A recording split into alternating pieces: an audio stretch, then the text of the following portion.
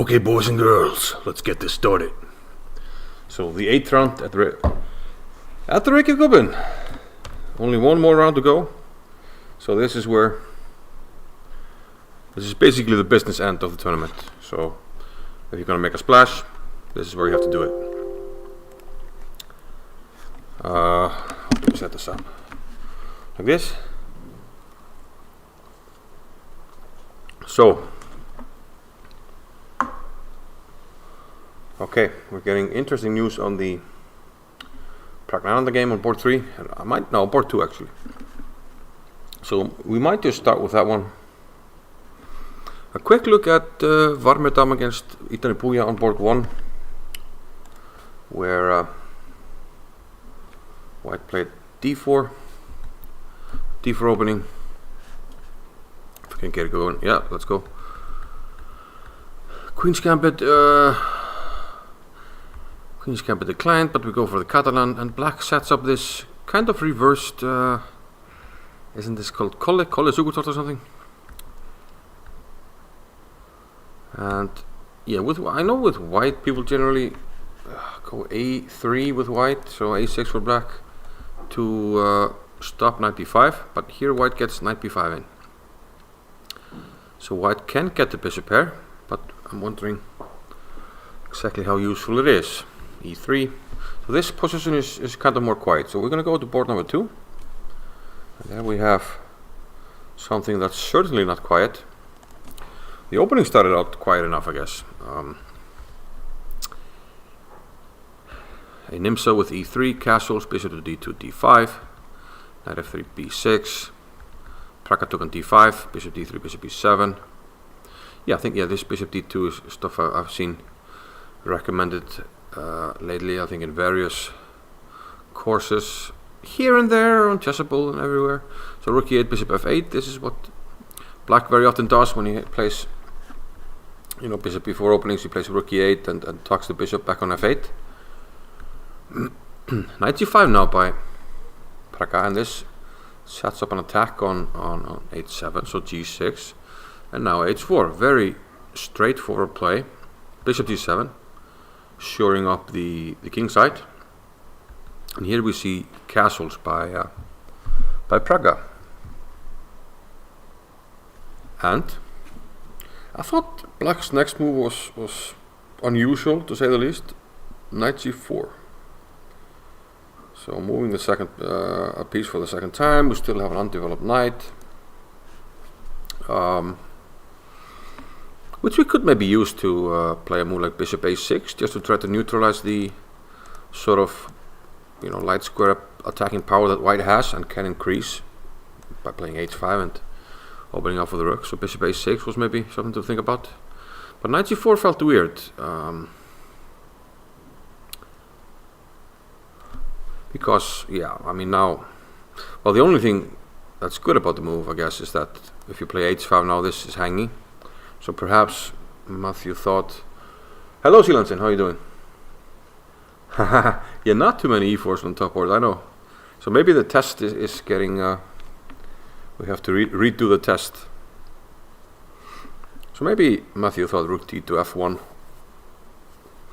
and then he'd get time to, well, do something. I don't know what, but in any case, Pragga took on h7, and this now will get interesting very fast. Both players have used about half an hour, 25 minutes for Pragga, 35 for Matthew, and yeah, this is the current position.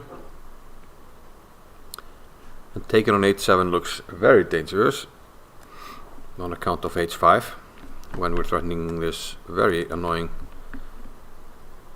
double check. And what happens if we just try to get out of it? Do something like this. Try to keep the store closed. Close the store, so to say.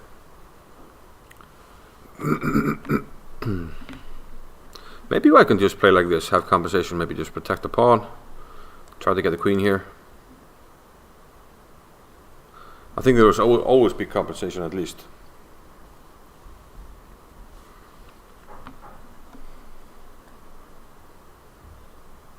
And we can start thinking about Maybe kicking this, doubling. Looks very dangerous. So Matthew is facing a tough defense. Also, it might be critical just to grab the maximum amount of material. Maybe knight takes f2. And I was actually looking at this earlier before we started with the computer, and I know that h5 is supposed to be the best move here. And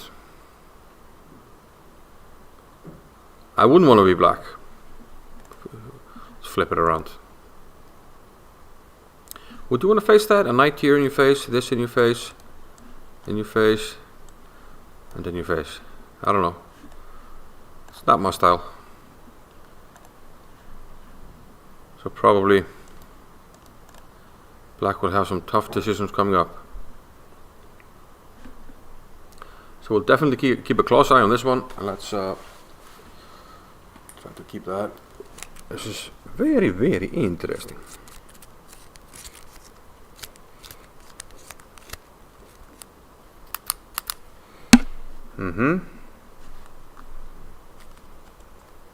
They already mess up. This is not a high quality pen now, is it?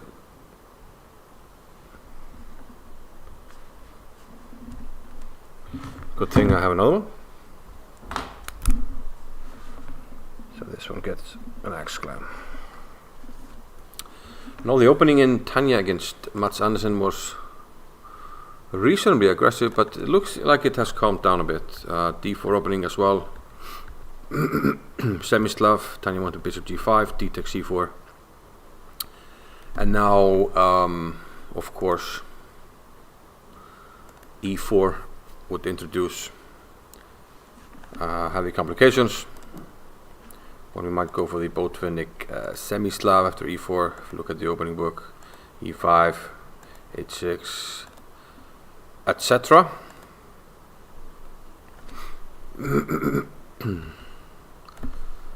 Yeah, and these lines, I mean, you can't really play this without heavily analyzing. You can take an f6, you can play g3. I think it kind of transposes, but I guess at the queen b6 you're forced to take anyway. And yeah, these lines are fun, but they tend to be very heavily analyzed.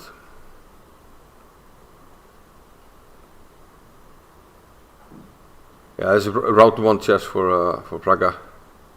Sneaky chocolate. No, I already had the chocolate bar before the tournament. Before the broadcast. It was a Morris bar. I can even find, I can even find the leftovers of. Okay, anyway, d takes c4.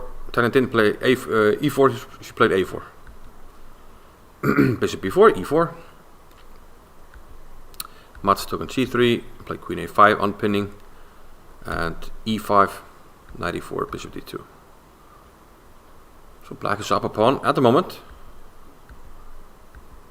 but the c4 pawn is hanging. White gets it back, and now, yeah, things are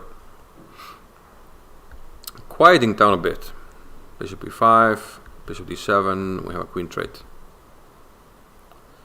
So perhaps this will not be the most exciting game of the round. What about Gukesh and Hjartarson? Can Hjartarson overcome the, well, I don't want to say devastating loss, but let's quickly see. Oh, it's a Queen's Indian. It's Johann. I mean, he's played well here. In some games he's played the line with Queen c8. An old line. He doesn't go for it in this time. In this round, e4 by white. Yeah, and here we are. Yeah, this is much more quiet. Maybe Matthew, did he take? He took an h7 and h5. So this is on the board. Matthew grabs the knight.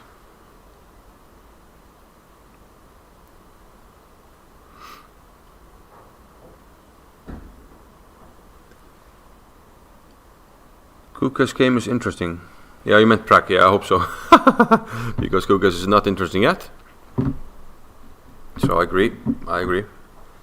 The Pragg game is very interesting. We'll sort of keep our main eye on this one. For now at least. So I'm just gonna browse through the game, see if there are other interesting games. So far the top 4 boards.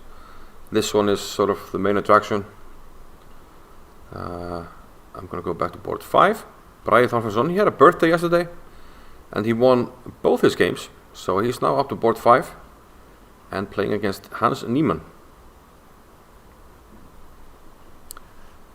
And he played, well, it was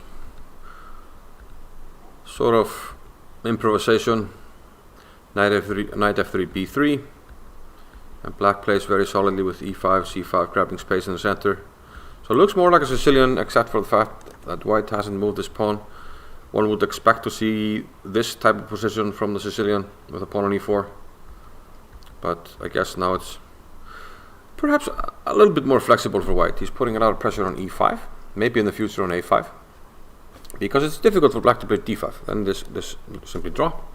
So white is putting a lot of pressure on these pawns.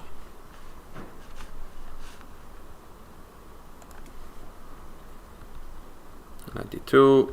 Now Bragi sneakily finishes his development with rook e1 after rook f8, queen d1. And I have a sneaky suspicion he's going to play queen a1. It's kind of a typical Bragi move.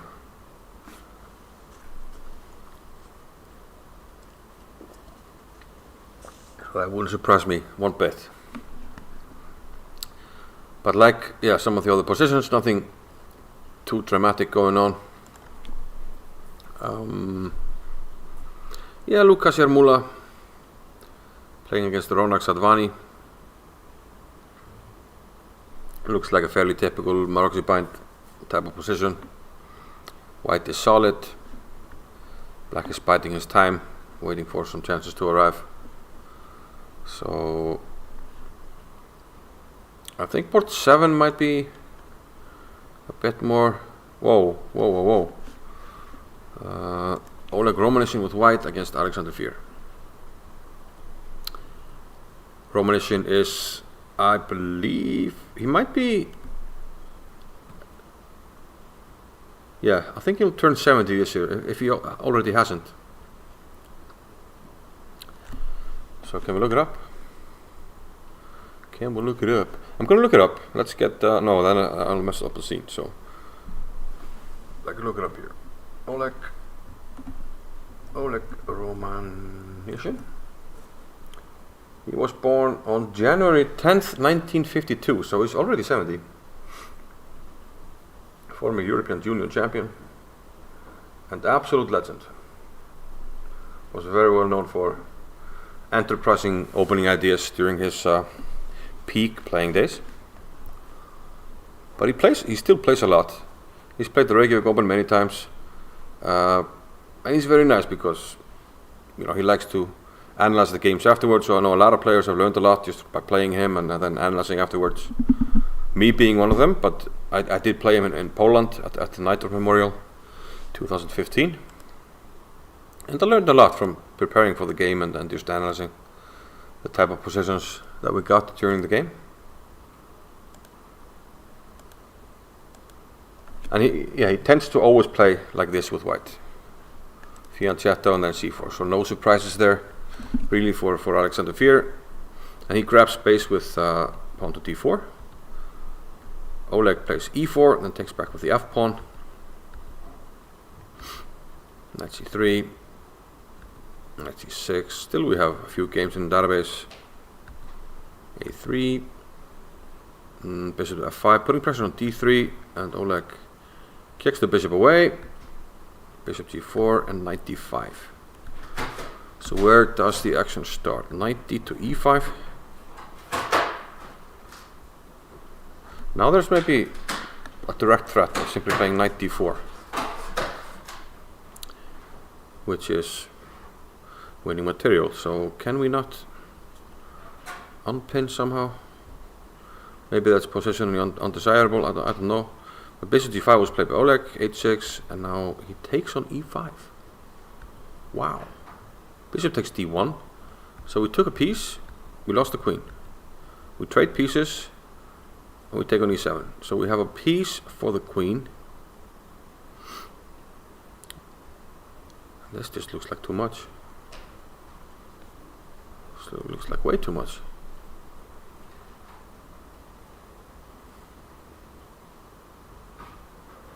Thank you, Silansen.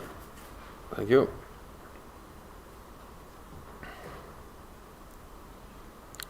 It's just one piece. I mean, what are we getting back after that? Let's say take. Just take. Let's say could take an f8. It's probably better than this, right? Yeah. Because otherwise we take on d7. So let's just take this. And I got this hanging. So we'll end up with just maybe we'd have to take with the other rook even to keep this pawn.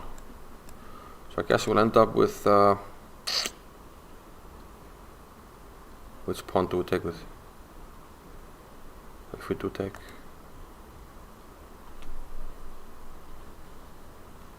It's just one rook for the queen. It's just not enough. Yeah. And Oleg has already resigned. Something went horribly wrong there.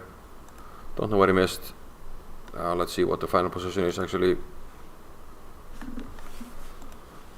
After yeah, this just happened. Bishop takes d1, knight takes, bishop takes d7, queen d7, bishop f8, rook f8. And Oleg resigned. Just too much. That's unusual, I mean, because he's quite solid and plays the same lines. But this is what Alexander Fear does to you. He strikes fear. He strikes fear in your heart. And you start blundering. We have one quick draw, Harry Grief against Peng Min with white actually. One of the lower boards, 56, Per Green has already won against Jan Louis Victrup. It's always fun to see like these quick games. And c4, and you know, it looks like Jan Louis thought about it. And he thought, you know what, I'm going to lose, so I'm not going to show up. So a win for Per Green.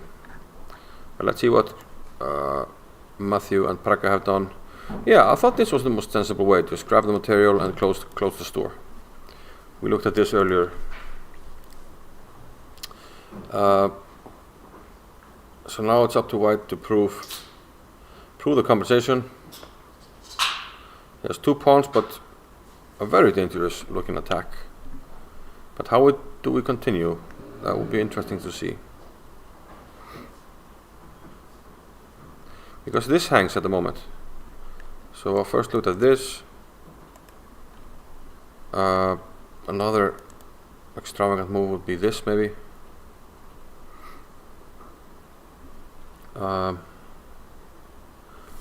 Yeah, Romanism is Ukrainian.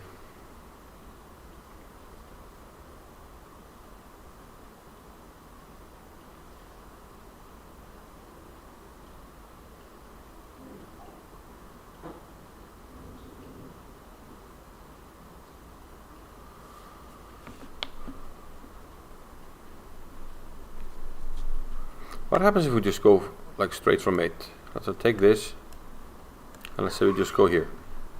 Because if you take this, you're helping my queen to get here.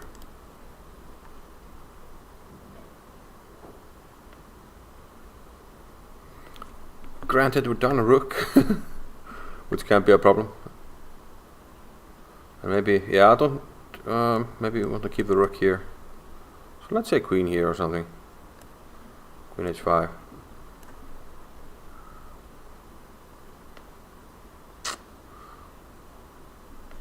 I think we have a threat, don't we? Let's say knight a6. Am I missing something? Bishop b6. What happens if I play this? Oh, it's not mate, the queen can come back. I don't have mate here, yeah. Okay.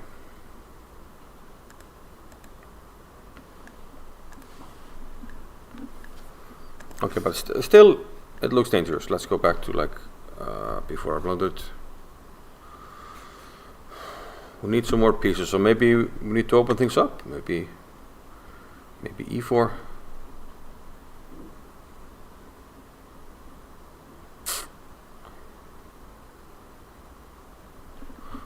Maybe it works the other way around. Instead of sacking on h8, we sack it like this. Because now if you play here, then I can play this. And this is just mate. But now if you take, I can take here. I'm gonna guess g7 and then make a queen here with jack. And actually, it's somehow equal material. We have queen against 2 rooks, 2 minor pieces each, and another queen, and 5 pawns somehow. But black's coordination is probably pretty bad, and I don't know if we keep the queens on or take here.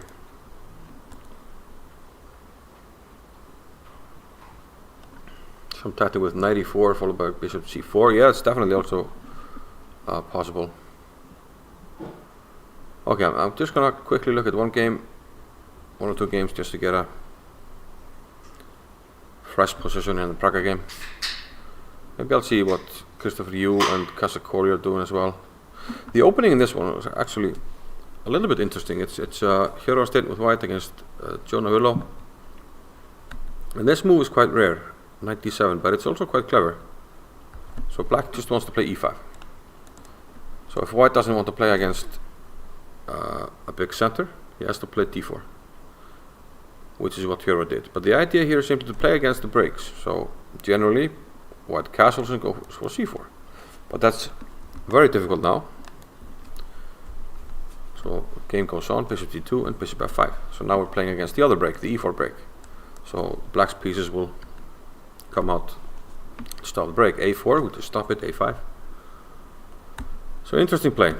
c6, maybe e6 was, I don't know, was better because now it's harder to play e6 because we take on f8. But looks like he did anyway and took with the king. h6. Now if we take on f5, it's still difficult to organize e4. But c4 is maybe on the cards now. I guess this knight comes to d6 at some point. So interesting play. I guess if black was castled, he'd be completely equal, but with the king on f8, it's probably a slight edge for white. Here we're against Willow, you against Casa.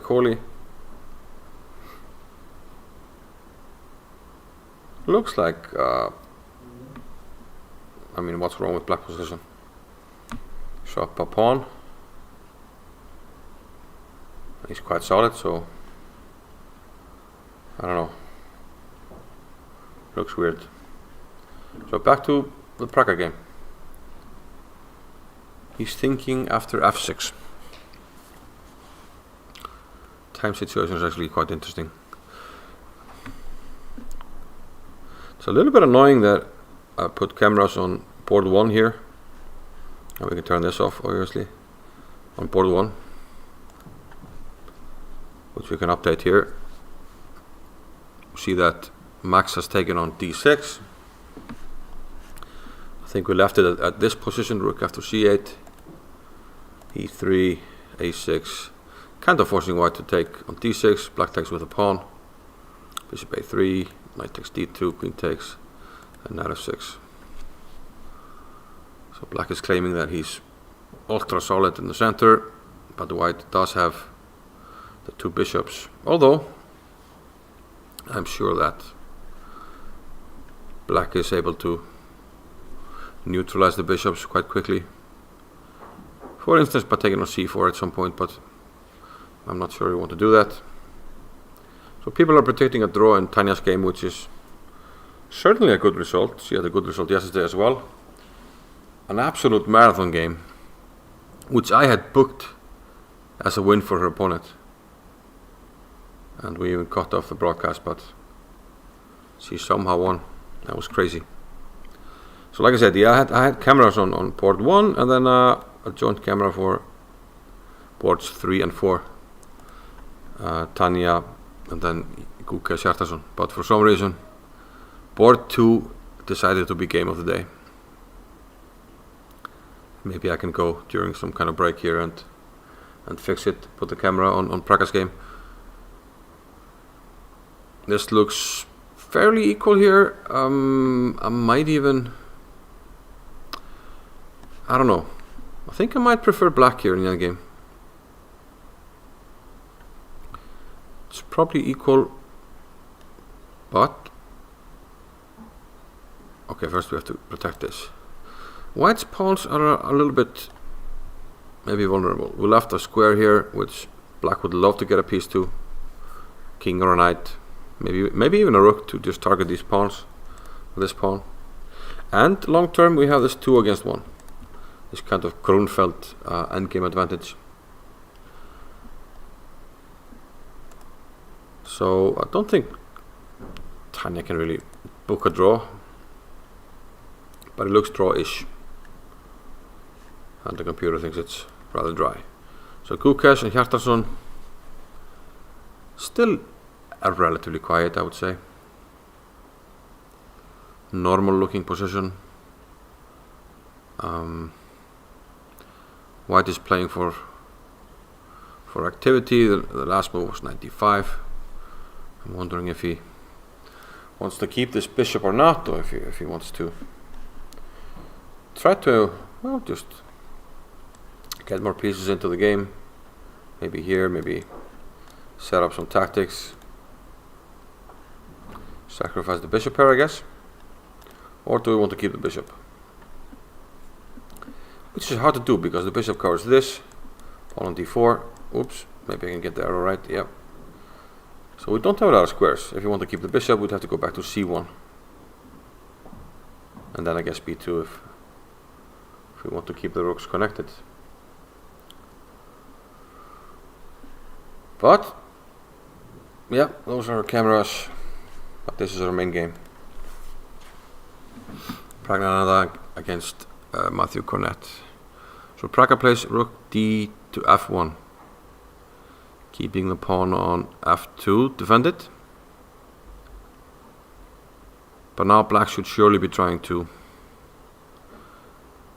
get pieces out, which he does, knight to c6. Get pieces out or get pieces traded. So some kind of, we mentioned bishop a6 earlier, but this time, well, maybe it's okay here because we can't go here really because of this. So maybe we would have to trade. I guess the difference from here and before is that the light square bishop is maybe not as dangerous as it was before when this was potentially open. Now it's kind of closed because of this pawn here. So, oops, sorry. Knight c6, yeah. So yeah, this one. So now it's kind of closed because of the pawn. So I know. So I don't know. He went for knight c6, so that's the current position.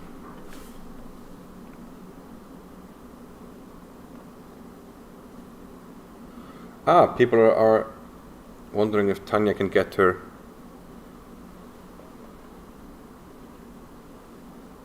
Hello, Ipsi. People are wondering if Tania can get her third GM norm. And I think she got her second actually. One of her 2 norms she got here at the Reykjavik Open, indeed, and we were very happy for her. But I agree, it's one step forward. She still needs to get the 2500 rating required, and that's a big step. That's a big step. It's an equally big step for me if I want to get to IM.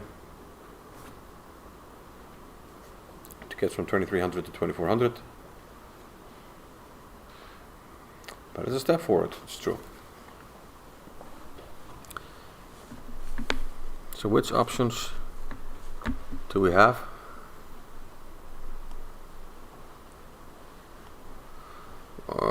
Kind of want to kick the knight away, but that will always hang the e3 pawn. So I'm wondering how we go about this. We want to get the queen around. Is queen d1, for instance, a move? Or should we go rook h7 first? Let's say we go here.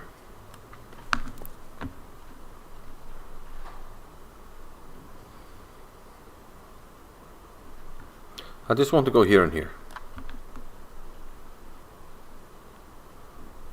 Kevin. Oh, you're watching on Chess24. Very nice.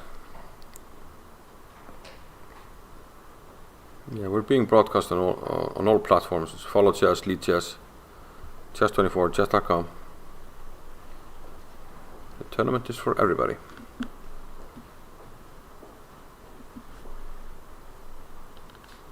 On board 44, we have V. Anand against Jean-Fabien Gukesh. Unfortunately, it's Vignesh Anand, rated 1829. I think he's not from India, he's from the US.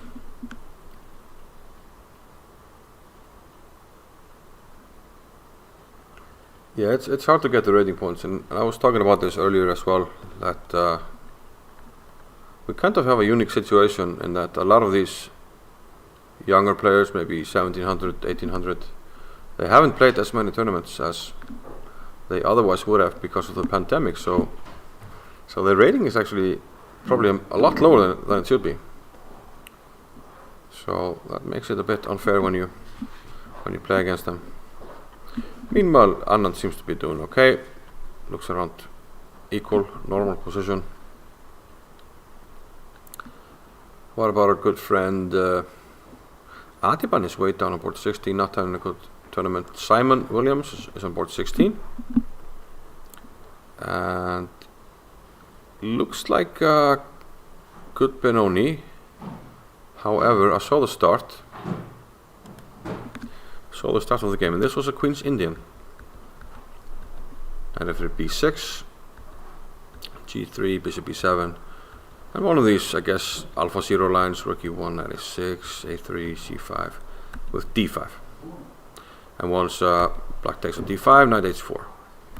And we just want to win this pawn back as comfortably as possible, but black has this move knight e4, which he played. Simon took on d5, black took on h4, white took on e4. So what happens now is we get queen c2 here. One could say with tempo, but I think black wants to play g6 anyway and put the bishop on the long diagonal. Knight c3, d6, bishop f4, knight c7. a4 now by Simon, doesn't want to allow b5, rook e8, rook a to d1, a6. So now maybe black is thinking about b5, but Simon retreats, bishop e7. That move looks weird. Why is he not playing b5 here?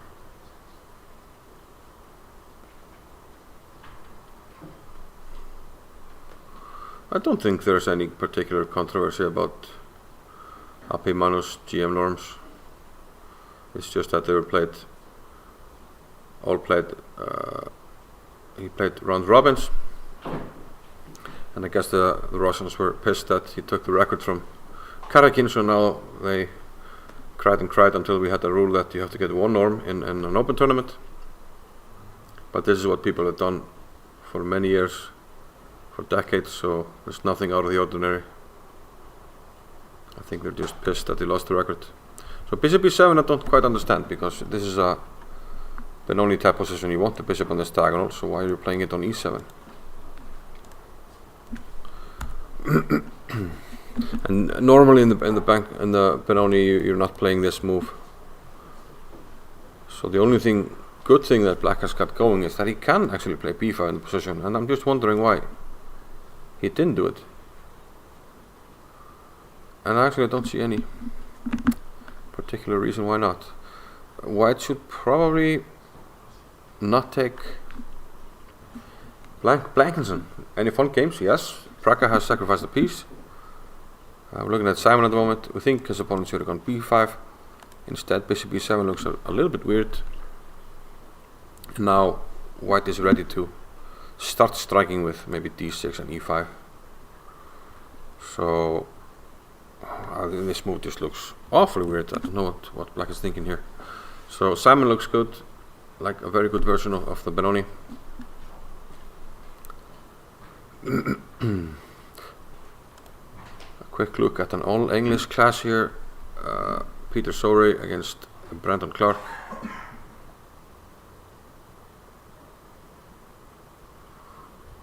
And what is going on if we just...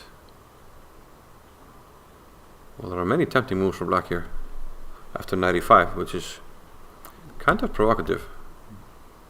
So why not just get this rook into the game, just follow the principles. Instead he moves the second piece twice, and now he's facing all kinds of interesting options. For instance, what if I take here and then I guess we take with a rook on d5, a very dangerous discovery. Þetta bara kveikja aftur og aftur.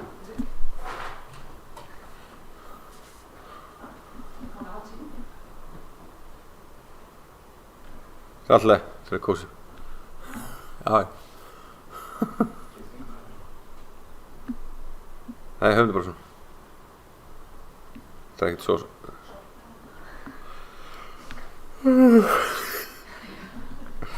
So yeah, I don't know what white does, because okay, we're threatening discovery, and if the king moves, we take this.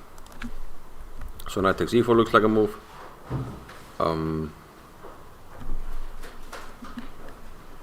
Maybe starting with g5, because if we take this. Don't know what the difference is with the bishop on g3 or not. But let's go back to Pragga. That's the game of the round, definitely. After knight c6, Pragga played knight e2. Where's this knight going? What's this? Here you might even be just keeping it simple. I mean, probably wants to maneuver the knight, maybe, I don't know, f5 or h5, probably f5. So also we all of a sudden introduced just possibility of trying to get some material back. But this looks like the maneuver. So what if we just counter that, like knight e7? If we play knight e7, we close this file, so now white can play f3. So it's probably a tad difficult to play for black, and now we can play e4, it's well protected, and we attack this. Okay, so we have to be careful with black, not to close the e file, because we need the pressure on e3. But still, it's actually hard to find the move for black. If you want to connect the rooks, for instance, or just that protection here or something, then you have to watch out for bishop f5. Let's say queen e7 just to try something. But that walks into a tempo, I guess, which is probably not good for us. And there's always rook h7 as well. So that doesn't look like a good square. Same for queen d6, knight g3 f5.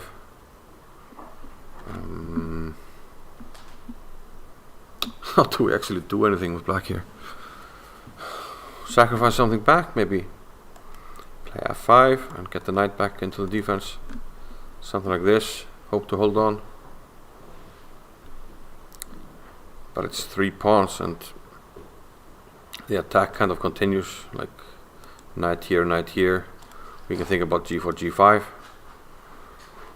Even take away this square, maybe just f3 and then g4, g5. This looks very bad for black, actually.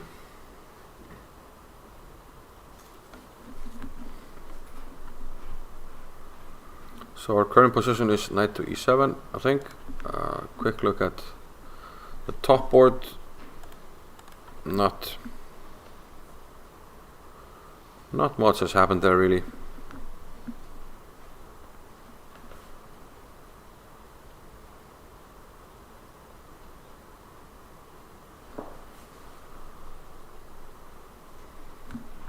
It's relatively quiet still, and I think Tania. Okay, she does have this square though, but we have to be careful now that black doesn't start getting too active. Like the rook coming to c2.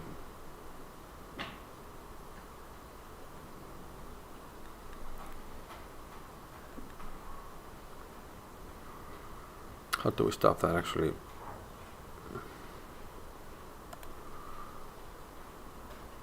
Maybe allowing it because we're covering the f2 pawn with a knight, but it doesn't feel great to allow this doubling of the rooks, and now we're kind of not able to move the knight because of rook c3 and the pawns dropping. So I would be very afraid of that. So I'm wondering how we stop it. We can't go king d2 obviously because of knight b3. So I think this might just be deceptively difficult for Tania. Do we have to play king d1 or something? That also looks pretty bad. And we might just be able to play rook c4 then, like just attacking this pawn.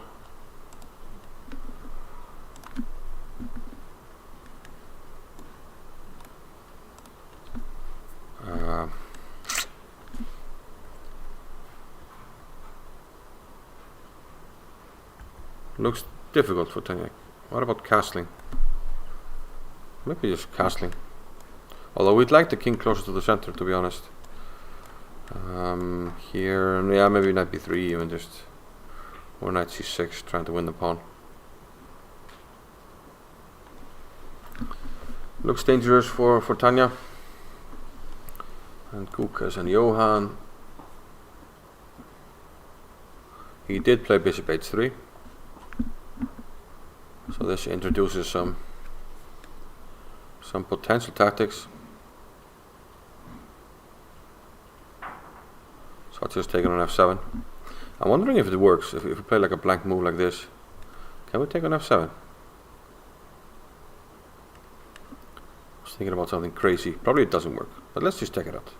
So we take, I want to take this, take, and knight g5. Probably we're lacking a continuation. I thought this was interesting because if we take... I thought the rook was on e1. Some blind spot. Okay, sorry. I thought the rook was on e1. So, no, this doesn't work at all.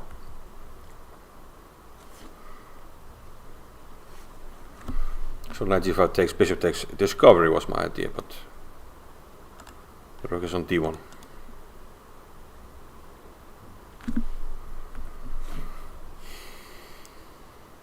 But of course black has the move and he can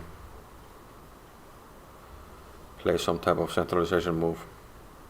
Take on e3. Bishop f6, bishop f8 maybe. To put more defense on the knight on e6. Let's see board 5. Let's see if Pragg played this queen to a1 as I predicted. Maybe not. He did play queen d1. Knight d7. Now black is ready to play d5.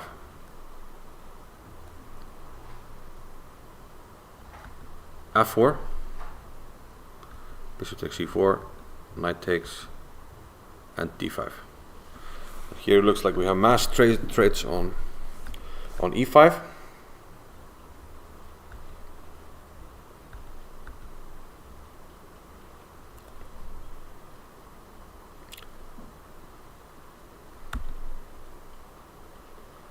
And white might hold on here, but it's black putting up the pressure.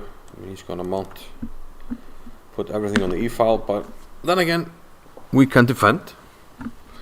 For instance, rook f3 and queen d2. So it becomes a question of whether black can make d4 work.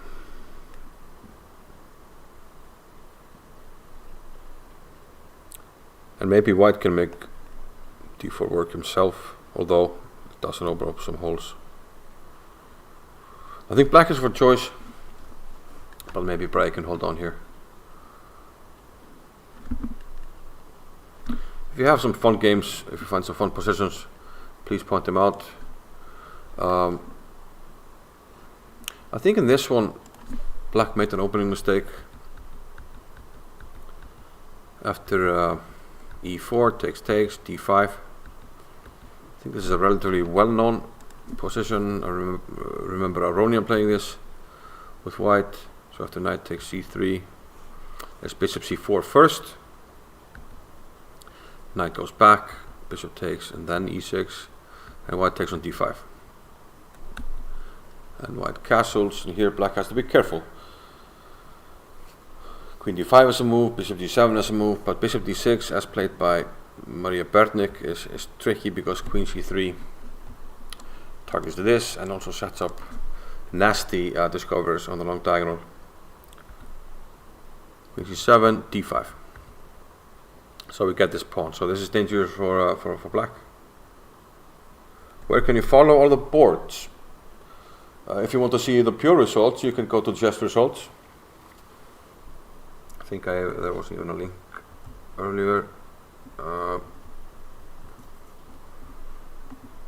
can post it here. But if you want to see the games, you can go to chess.com events. You can go to Lead Chess. If you just Google Lead Chess Reykjavik Open 2022, you will get the study or get the broadcast. You can go to Chess24, or if you have a phone, you can download an app called Follow Chess, which is one of the best apps, I believe, to follow chess. So thus it's called Follow Chess. Very, very intuitive. Anyway, Héðinn looks good here, but he was also looking good yesterday, but blue a completely winning position. So board 12, Abhimanyu Mishra, which his first name I always mess up, is playing against Robert Baskin. Robert Baskin is from Germany. It's not a very German sounding name, is it? But he is. He's 2393 and he's playing the youngest GM in the world. I'm playing the youngest GM in the world. So we have kind of a hedgehog. I guess this was a Sicilian. I mean, white needs to interpose something here on the diagonal. Do you want to trade the bishops, or do we want to play f4?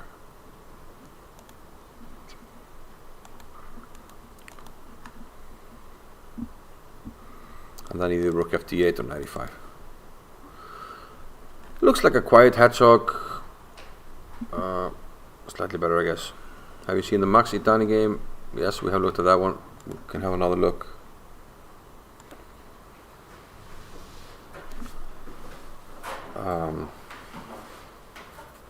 Looks better for white, obviously, because of the pair of bishops, more space as well. But black doesn't really have any huge targets on his back, and the only open file is contested by both.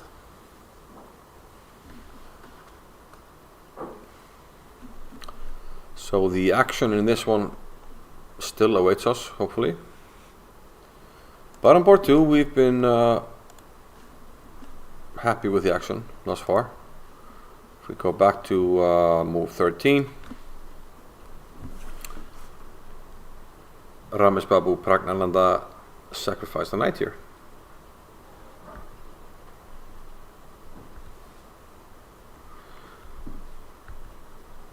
Yeah, in the Itani game, this 8-6 line in the Catalan, it's quite unusual. It's kind of like a color with colors reversed, or color Sugutort, I believe it's called. Can't remember.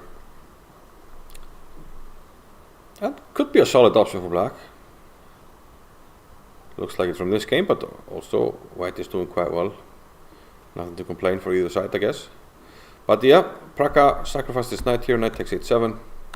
I played h5, simply intending to open things up. And Cornet opted for trying to keep things closed, played king g8. White kind of has to take on g6 to open things up, and f6, trying to keep things closed. So black is up the piece. White has 2 pawns, but tremendous activity, the safer king, and black still hasn't finished development. So first white took care of the hanging pawn on f2, and played knight e2, intending to get the knight around. And I thought queen d6 allowed this knight g3 and potentially knight f5 with tempo. But he plays knight e7, intending to, basically not allowing this. And now actually f3 is not available anymore because g3 would hang. So that's the difference between this and 97 earlier. But okay, white has some attacking moves at his disposal. An obvious one is rook here, and I guess we would like to play rook there before we play knight h5, which is the other obvious attacking move. So probably he'll do that in that order, play rook h7 and knight h5. And how does black defend from that? If indeed he can.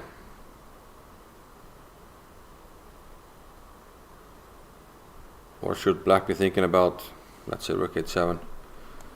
His own counterplay, maybe c5. Might just be too slow after knight h5.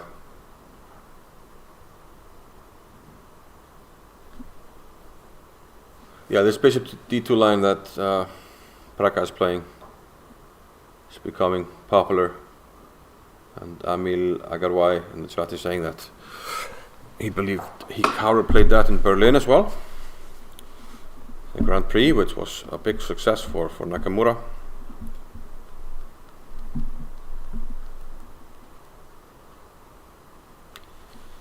Big success for Hikaru Nakamura. Okay, how do we actually do anything? Because where do you put the bishop? h6? You put it on f8 or h8? No, I don't have Pragg at the moment.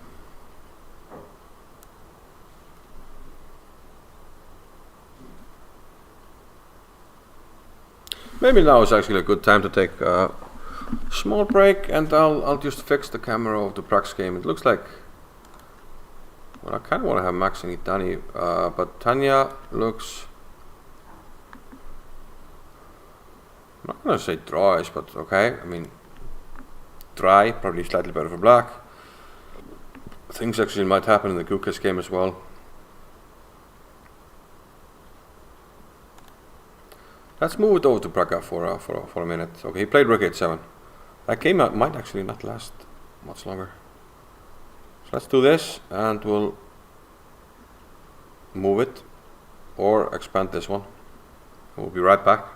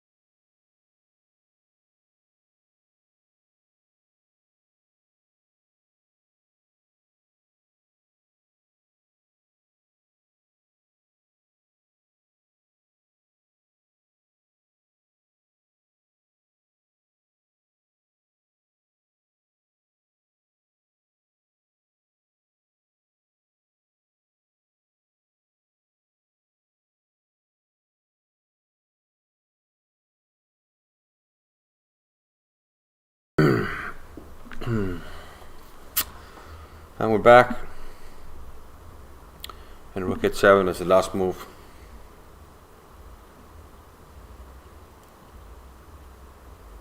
And Cornet thinking about it. Probably not liking it, to be honest.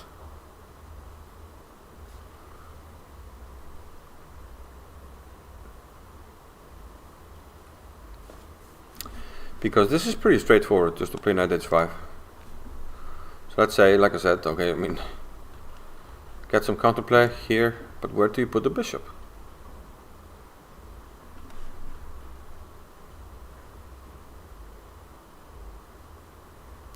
Where do you put the bishop? Because if you put it in the corner, I can always play g7, because I got this covered.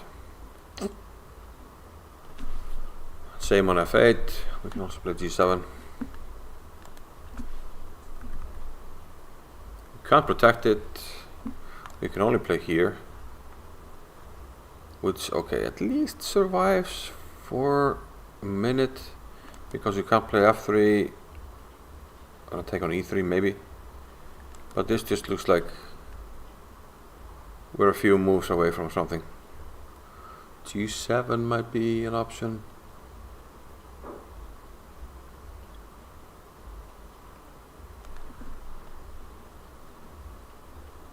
Even f3 might be possible. So it looks very tricky.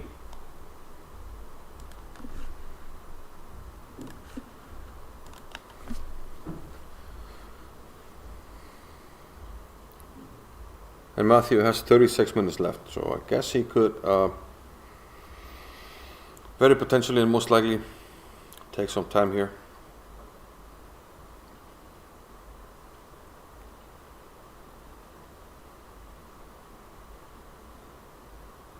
Is it maybe time for like a move like f5? To just get the knight back to f6, try to kick everything away.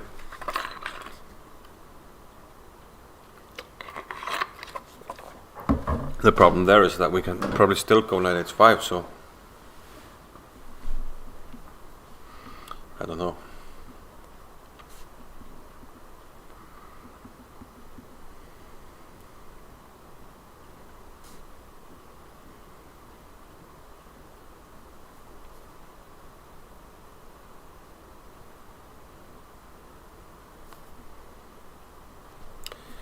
Yeah, but Matthew, he will try. Tania up from her seat, so probably she made a move. Maybe we could, yeah, okay, I'm not sure I can do that now. Let's have a look at Tania. Oh, she's actually getting back to her seat, right? Oh, she's walking there. So in the position we had earlier after, well, rook c2 was kind of inevitable. She did play knight d6, which does stop rook c4. So the rook comes to c2, and maybe it's not, maybe this was the best version of what she could have gotten from the position we were looking at earlier, when we found all kinds of ways to get into trouble.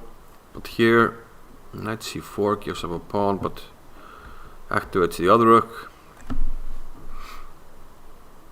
So how is black intending to win the pawn back? Maybe just, I mean, rook b to b2 must have been his idea, right? I mean,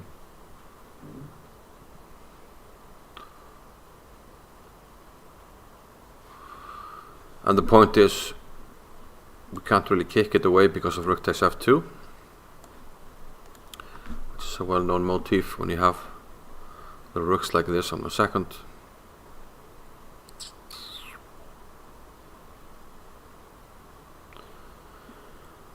But even still, okay, I mean, black is more active here, but he just won a pawn and he had already given up a pawn, so even here material is equal. But I think this must have been black's idea to play rook b to b2 and activate. But he's still thinking about it, and Gukesh against Johann.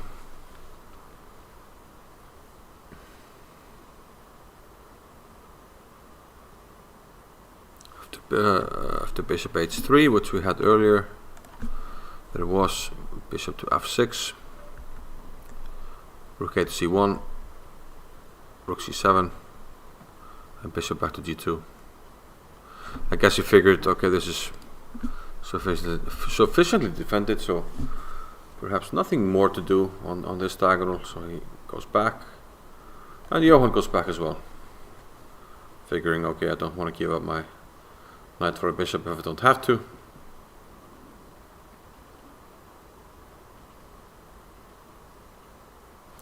Okay, guess we should go back to Pragg. Did Matthew already make a move?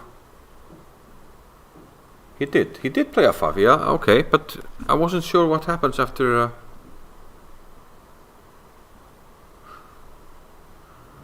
wasn't sure what happens after this.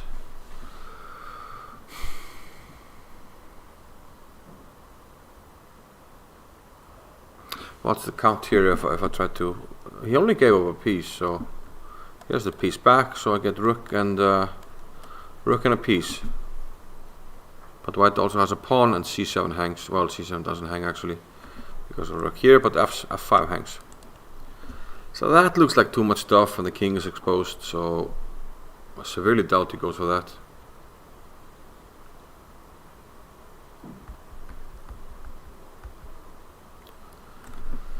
So I guess bishop somewhere. What else is there?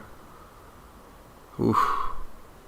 But now, compared to the other line, bishop h6, we can take on f5. And aren't we just losing control of everything? Knight takes, a queen takes, threatens mate. We can't even go knight back.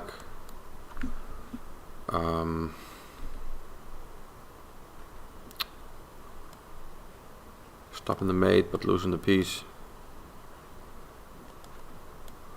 What's the count here? 2 pawns for white, and this is coming. It's even white to move, so that's pretty. Ugh.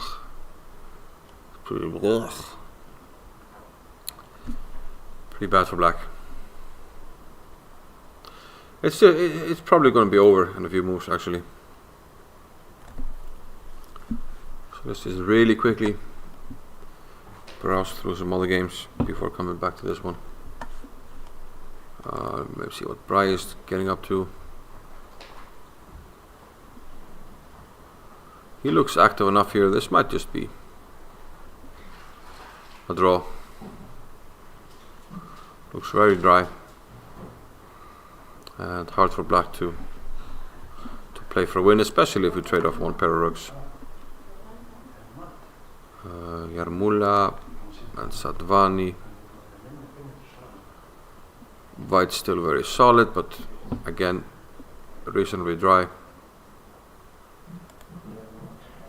Hirvar against Willow.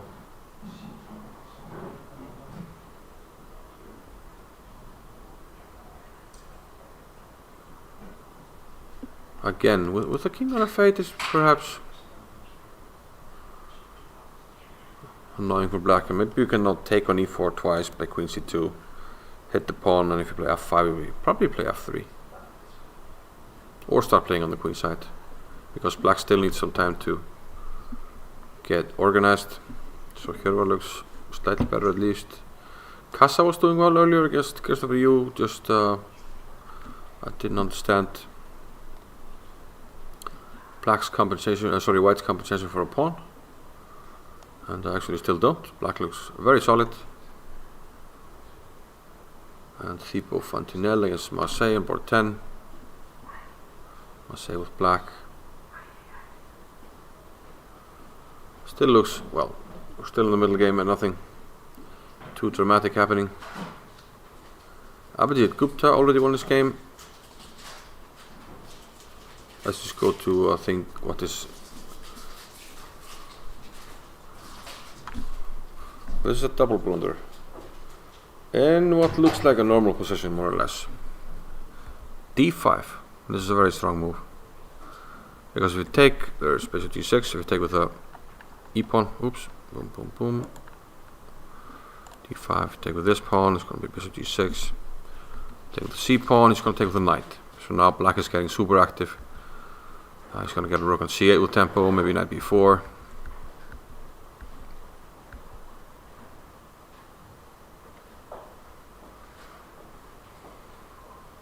What's the best way to... Oh, yeah, I missed this one. Okay, wow, now it's completely game over. And knight f4 was strong, queen takes b1. Yeah, nice tactics by Gupta. And white didn't need to see more here.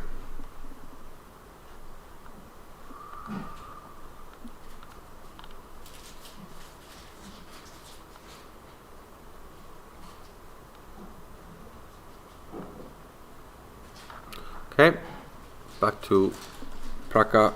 Something happened. Bishop f8, which I thought... now it doesn't allow g7 because we played f5, so now the diagonal is actually closed. So before we had the bishop protecting the rook, but now if we play g7, the rook is hanging. So white needs to find other ways to continue the attack. Was this just played? Or did I just play it? One moment. Un momento, por favore. No, he played bishop takes f5, okay.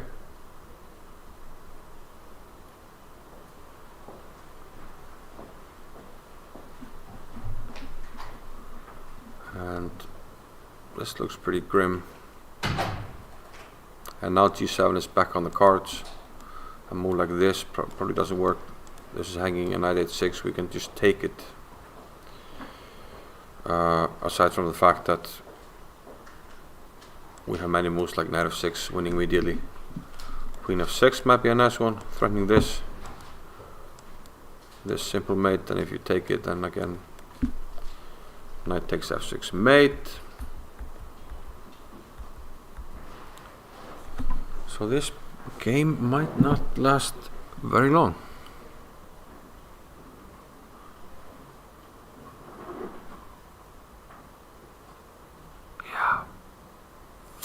For just a piece, I mean, white has got all the pieces around the king. He can introduce this one if he wants.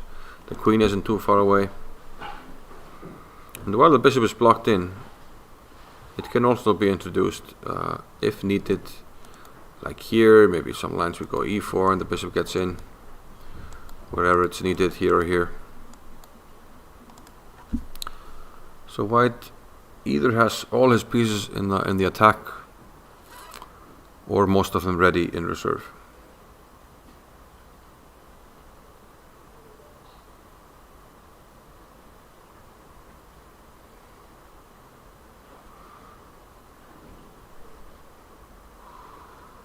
The only good thing for Matthew is that still got plenty of time, 30 minutes.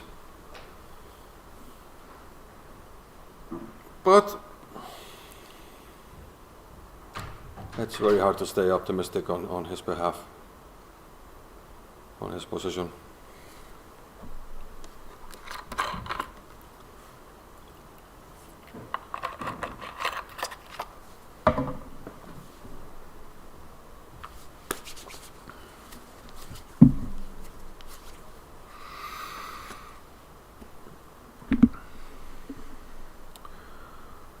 So we don't have to worry about the camera on board 1 because Max and Idani have already drawn. Knight f6 takes, knight takes d5. And in fact, we only had a few more moves, e4, knight f6, f3 and a5. And the draw was agreed.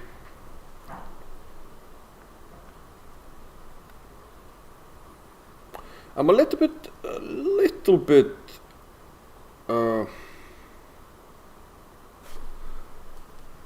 as in cornet French, I would pronounce his name Mathieu. Yes, I thought. I don't know French, so I don't really care, to be honest. So Puya,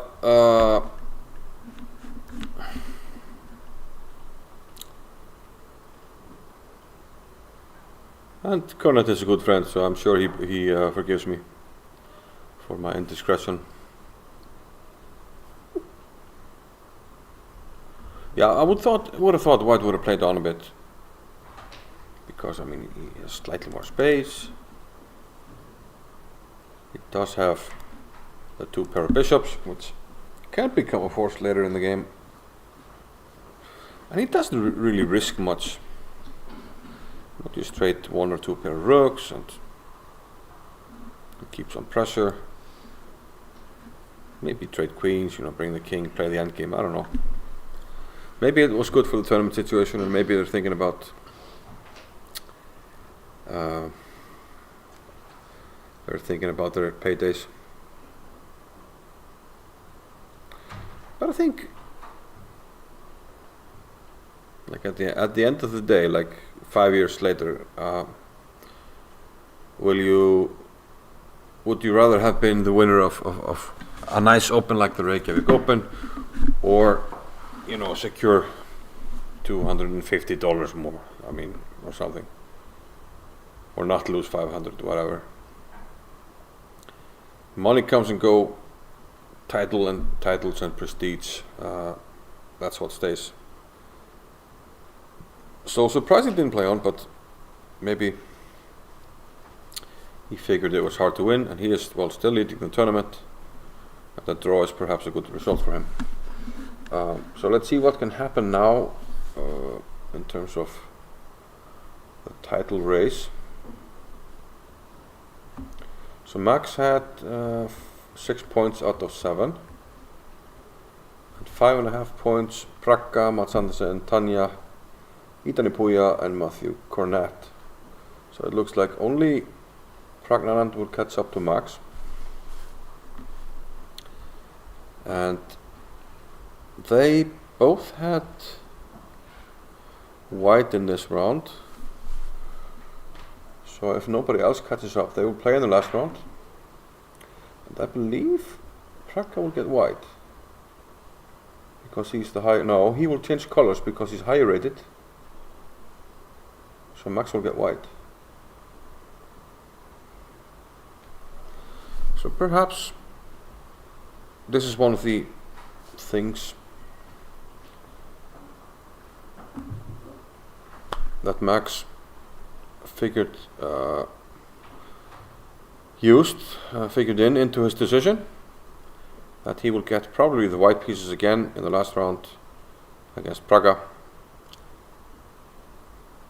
and then probably a draw will be enough for him to share the lead, and most likely he will have a good tiebreak.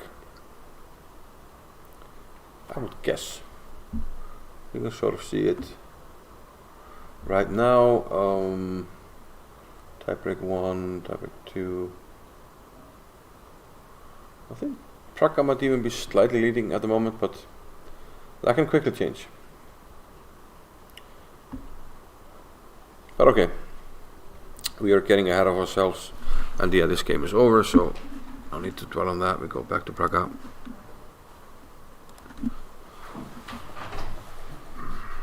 Matthew has played, after bishop takes f5, he played knight f6.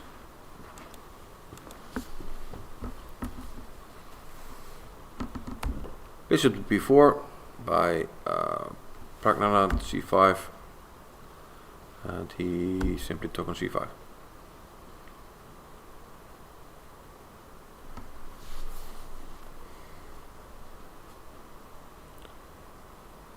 And this does not look good. He takes on c5. And very importantly, this bishop is covering c8, so there's no less of a worry that the rook arrives on c8.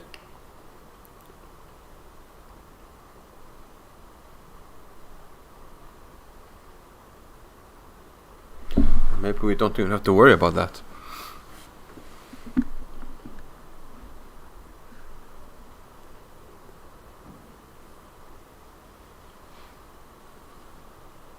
What's going on here?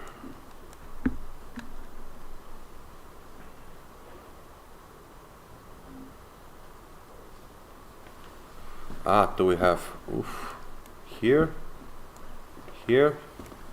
and knight takes, queen takes, bishop e6. and mate. If he sees this, then it's one for the ages. Nice finish. Oh yeah, he just looks like he just resigned.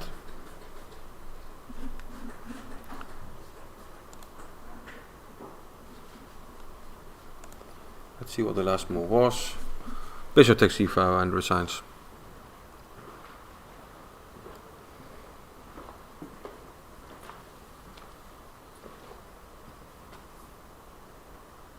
Yeah, I mean, black isn't left with a lot of choices here. Knight takes f6 is coming in most lines. And I guess queen c6, we can just put something on the long diagonal like bishop d4 or something. This should work. Or take first and then bishop d4, but this should be enough. Threatened to take, and we can't move the knight because of this. And knight takes h7, we just get a new queen. Also can mate in one, so.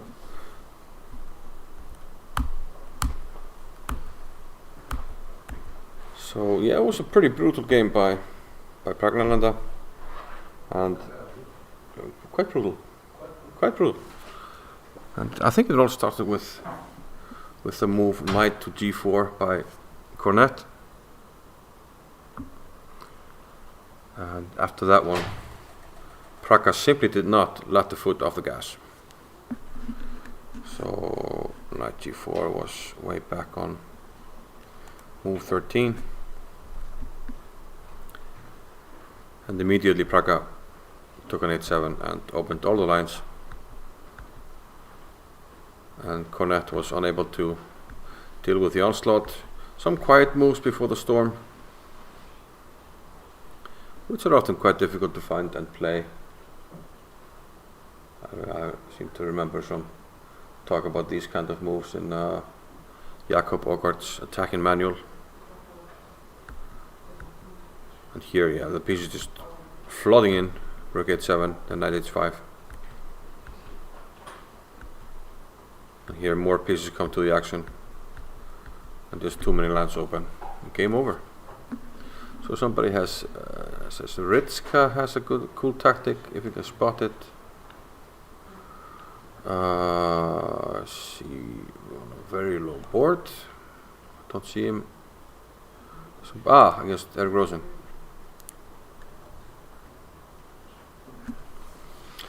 Well, it's not the most difficult tactic in the world. So let's see what happened. Well, this game, Eric played the Milner-Barry gambit. e4, e6, d4, d5. Bishop d3 takes. And castled. Usually white takes on d4 here and black plays bishop d7. But this is a new way to gambit here. And black sort of wants white to take on d4. And white wants black to take on c3. And the next moves will kind of be a battle of who kind of gives up first. Bishop e2, bishop e7, h5, knight a5. We can play this often in the French because of the pin. And now finally white lets up and takes on d4, and that allows knight g4.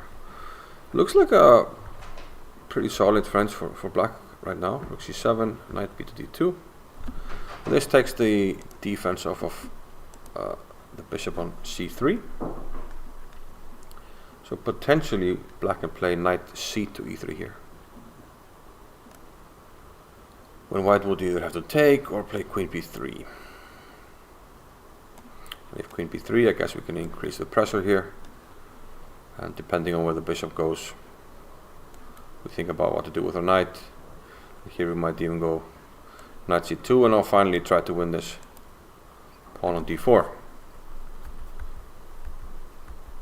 White can also maybe take on e3, but that looks very pleasant for black. He takes on c3 with tempo. He's going to get the rook here. And generally these double pawns are quite fine for black, especially now that the bishops don't really have a lot of prospects for white. And you'd like to get this knight maybe to c5, but here you run into bishop a4, which is just Probably even lost for white. So maybe Eric is struggling against his lower rated opponent here in this one. If black finds knight c to e3.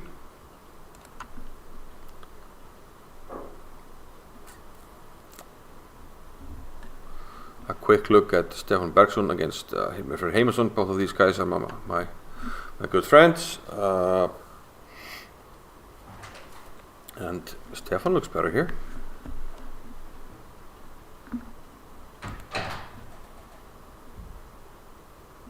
And Simon Ritska has found knight c to e3.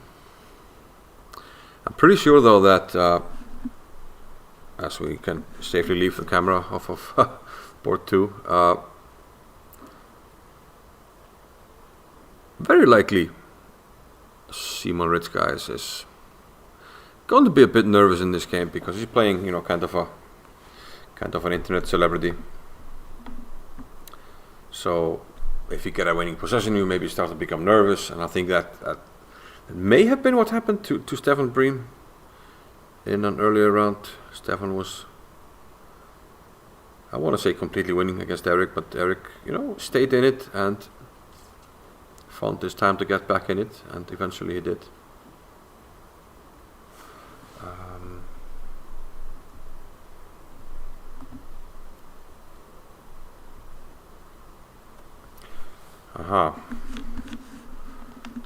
So one game that already finished I want to have a look at was Marina Brunello against Johanna. Johanna on the Icelandic women's team. She likes to play these modern lines. G5. Okay, knight d7 probably had to be played. So knight comes into f6, and white can think about the h4. Getting pretty tricky. Knight d7. And this just looks devastating. What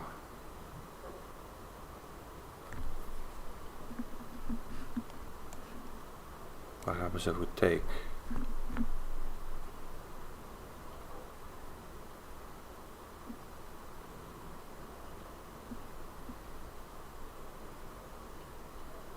Somebody is saying something could happen after 13 bishop takes f3. Oh, 13 bishop takes f3 happened. Sorry.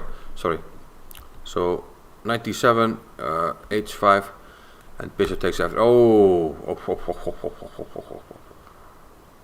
Yeah, and naturally we didn't really have a choice here. The attack is getting too drastic, and Brunello took on g6, and we can't take the queen. Oh no, my queen, because of rook takes h7. This is quite nice. Bishop takes d1. Rook takes, king g8, rook takes, then we come back.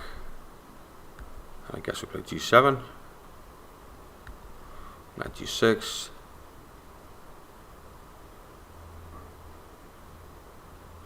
And there are many ways to do it, I guess, but one of them is this one, threatening rook h8 mate. We have to take rook h8, and we take an f8, and we end up a piece here, rook takes d1. Maybe there's also mate there, but this is quite sufficient, and white won. So yeah, pretty good example of you should be not allowing knight f6 too easily, and the weaknesses really were too much there.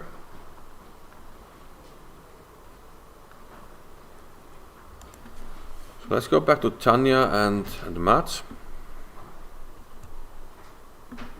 They're there on the right, on the top boards, the right hand side of your screen.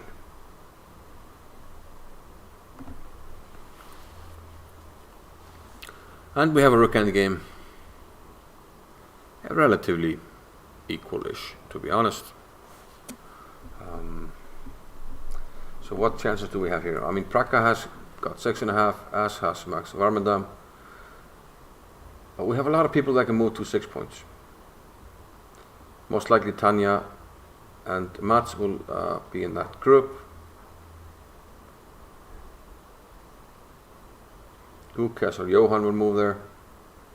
It's starting to look like Hans will not. Alexander Fear already has 6 points. We have way too many people on 5. Way too many people on 5, and they all can sort of move into contention for prizes. I mean, 9 rounds, it's technically a short tournament, especially for 240 players. So it's normal that a lot of people will be fighting for the top prizes. And you really can't allow yourself too many draws towards the end. So Gukesh against Hjartarson. If you win, if you're like close to the leading pack and you win your last 2 games, you're almost guaranteed to get some kind of prize, it seems. So Hjartarson and Gukesh. After bishop d2 and knight c3, Johann finally took on e3. And I mean, black should be relatively solid here. He plays f6, knight d3. c5. Yeah, the question is if c5 is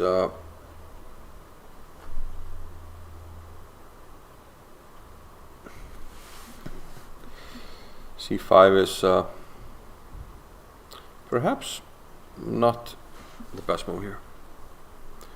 Perhaps black should be a little bit more patient. Get his king secure, king h8, bishop h6. Because d5 looks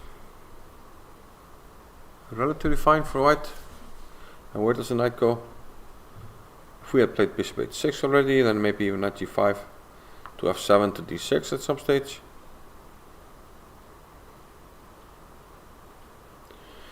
Jan Annukul, why are you so incredibly obsessed with video footage? You're commenting the same thing on every single round.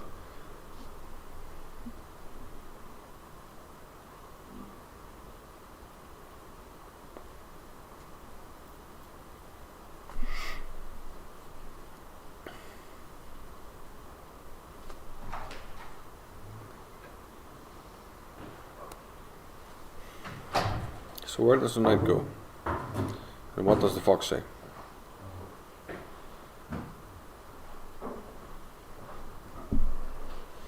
What happens after knight f8? Can I play d6?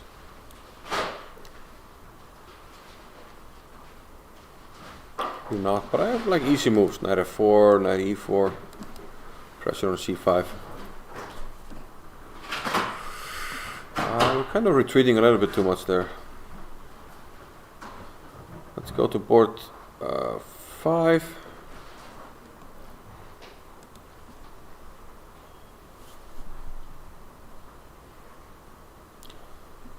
Not much has happened.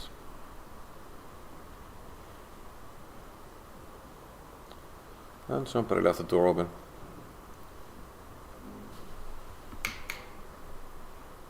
Alltaf loka. Okay, and this looks still pretty drawish.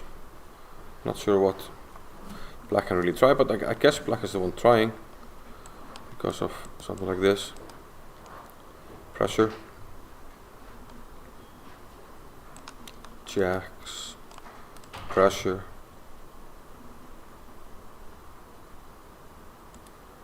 So microscopic edge perhaps for black, but looks drawish because especially since white has this pressure here.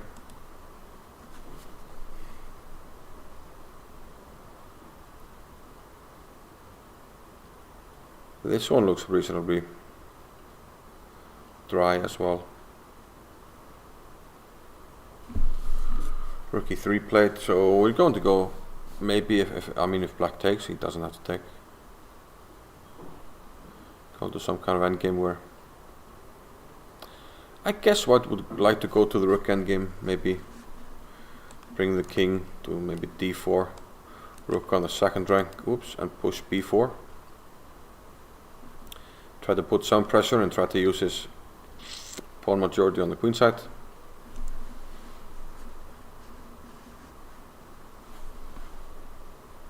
But that has no guarantee to work. and black simply doesn't have to take. So I guess he'd rather actually keep the tension.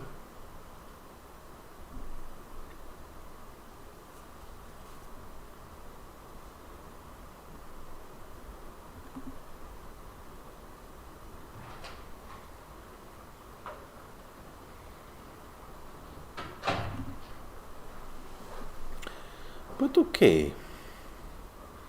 Okay, but okay.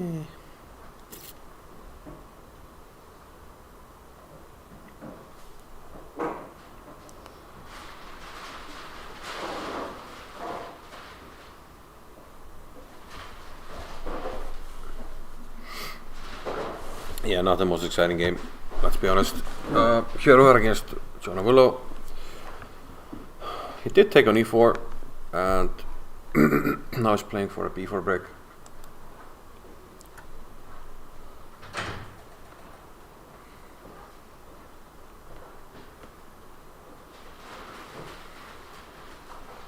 b4 takes, rook takes. I mean, if white does nothing, we might be already. Let's say something like g6, which may not be good. I mean, it could be dangerous to keep the king here. But something like this, if you take, already queen b1 might be like a double attack that you have to worry about.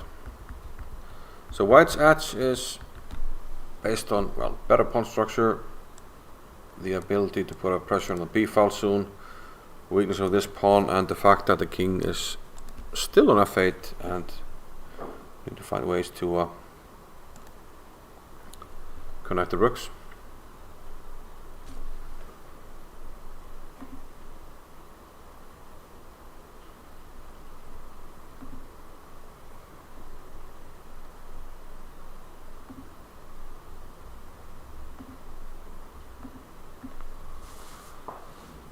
So we kind of lost the most interesting game of the round, so we need to find something else that piques our interest.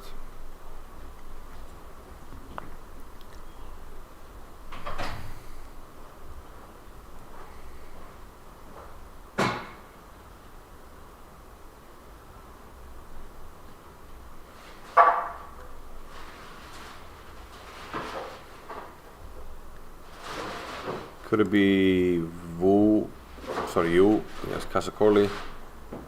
C takes d5. I mean, Casa is just going to take.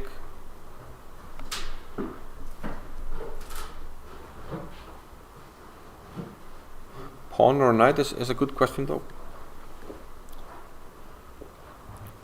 We just take with a knight, put pressure here. Maybe even further pressure with b5. Is that a move? Or we want to just take and well, not yet, but soon. Our pieces should be relatively free. Taking with the pawn looks also. Looks also quite reasonable. Although in that case we must figure out what to do after e4 when white is trying to get active as compensation for the pawn.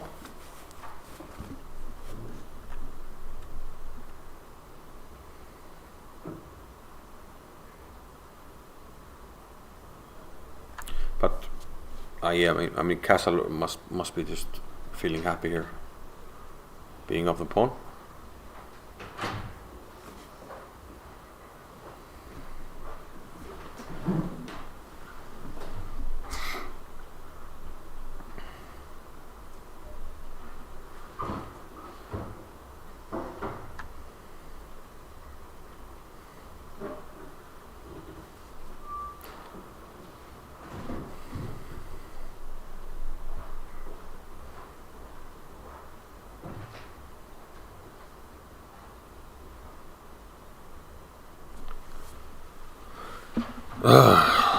Getting a lot of traffic here that's needed in this room.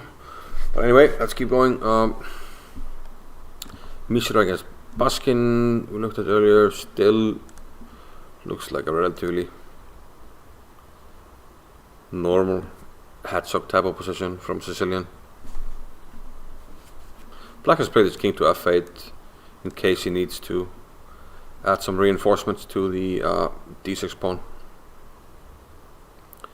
I think these positions classically are always better for white, especially in the computer, because of the space advantage, but it's also very solid for black, so white needs to find ways to break down the hedgehog. Let's go back to Tania, which was looking drawish earlier and kind of still does. What's the last one? Rook after b1. Rook after b1. And one move that comes to mind is g5. Was once taught that once taught that g5 is such position is a move that Fischer would play instantly.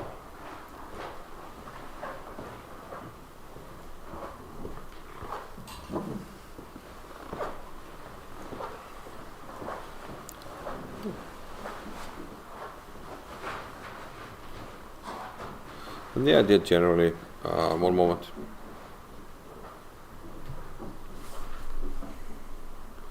The idea generally is to just gain space and not allow white to get the best setup of the pawns on the king side. Yeah, Tania's win yesterday was unbelievable. I mean, she was doing fine in the middle game, probably an equal middle game. But on the other hand, as the game went along, white was slightly better. And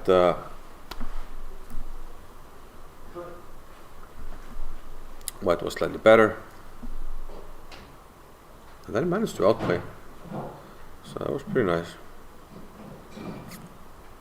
Then in some unbelievable fashion managed to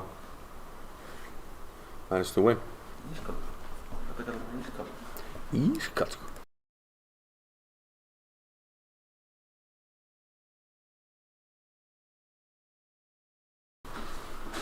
Yes, but again, looks rather dry, and black doesn't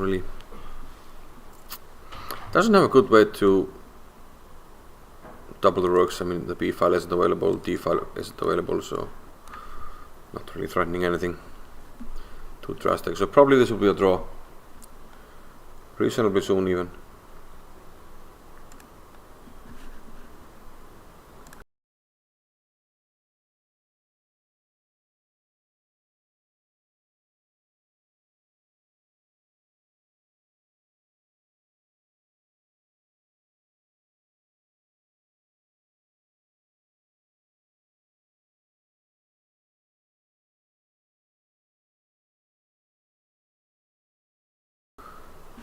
Yeah, meanwhile Johann took on b4. We had d5 earlier, he took on b4. I played knight f8, which looks a little bit passive. Now I'm starting to like the white position a lot more. Knight is well posted, he has even some tactical points. Might be able to play d6 in some positions. Well, he can actually play it safely now even. Moves like knight e4 could be in the air, knight b5. And black sort of looks rather passive. Maybe he can try to fix his pieces somehow. Try to get a knight to e5, knight d7 e5 or knight g6 e5. Something to that effect. But looks better for white.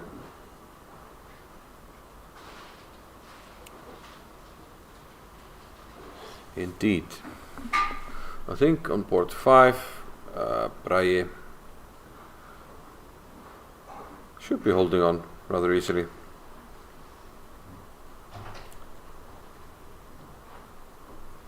So at the moment, okay, we're threatening the pawn on e5. I guess we can just play a move like rook.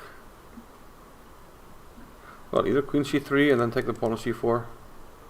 Or rook e1, then we have to trade rook e5. Just wondering at the end of it if black has any Any dangerous ideas? Or jacks?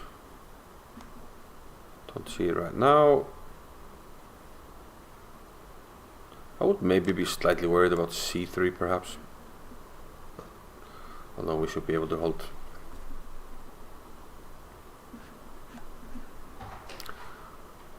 We'll see, but these are the type of games where the stronger GMs usually show what they're made of. But again, it would surprise me.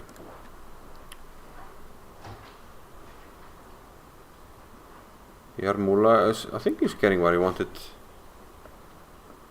He does play King D3 though, because he didn't want to allow Rook E2.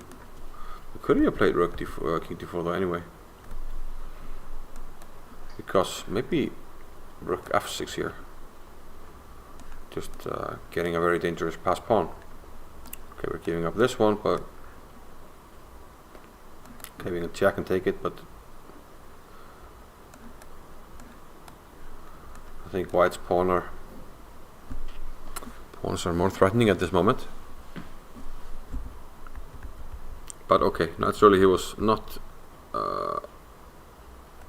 willing to allow Rook E2, so he played King D3 and King G7 to stop Rook F6.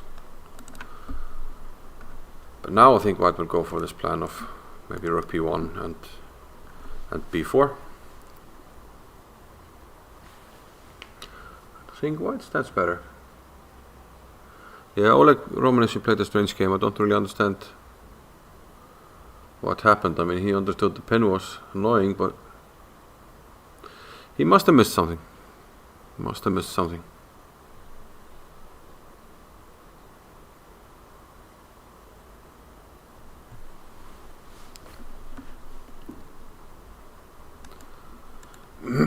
Is Hervar increasing his advantage? F5 looks like it's inviting White to play F3 maybe. At least now you took care of the E4 pawn. But White has more ways to attack stuff. B4, open the B file, F3, put pressure on the king side. So looks better for White, definitely. And if Hervar can win this, he moves to 6 points, and despite not having the best tournament, he would then be half a point behind the leader. So a lot will depend on the last round. Those that can win in the last round will definitely move up the ladder. And Casa might be able to put himself in good position if he can hold on here against Christopher Yu, who seems just to be a pawn down here for virtually nothing.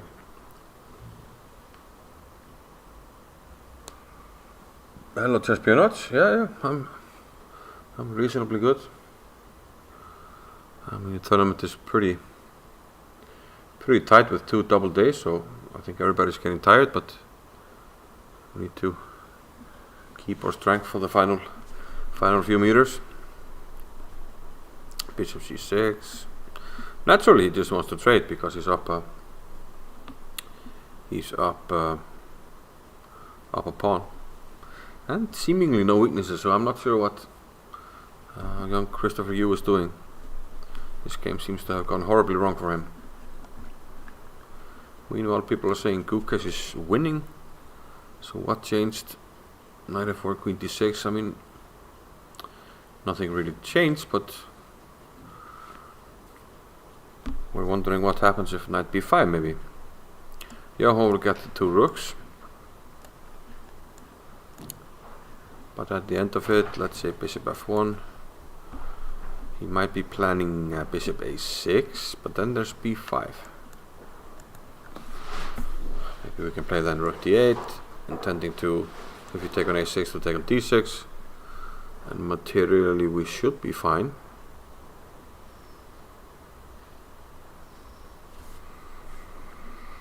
What's going on there? B takes a6, Rook takes d6.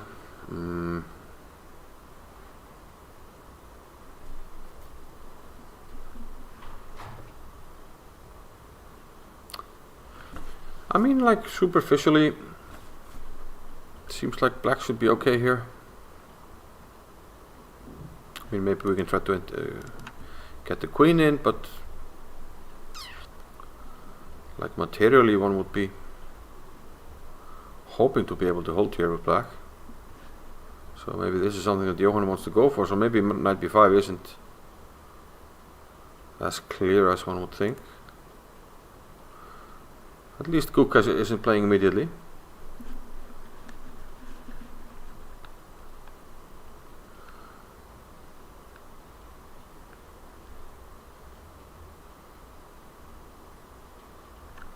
Yeah, Vigny Vatnar managed to win on board 30. His first bad tournament in a year, he said, so it's just statistically, I guess, inevitable.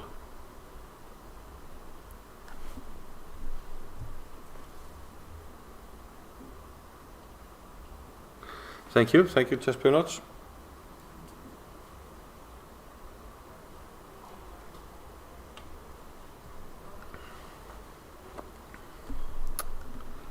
Yeah, I mean, according to the engine, a lot of things are winning, but the players also need to see it. And to me, okay, you queue up 2 rooks, you need to assess the resulting position quite well, because this is quite forced, and Johann must have looked at this. I figured he has bishop a6 here. When b5 is absolutely forced, only move, because if you move the knight to interpose, this bishop takes e3. So you'd have to find b5.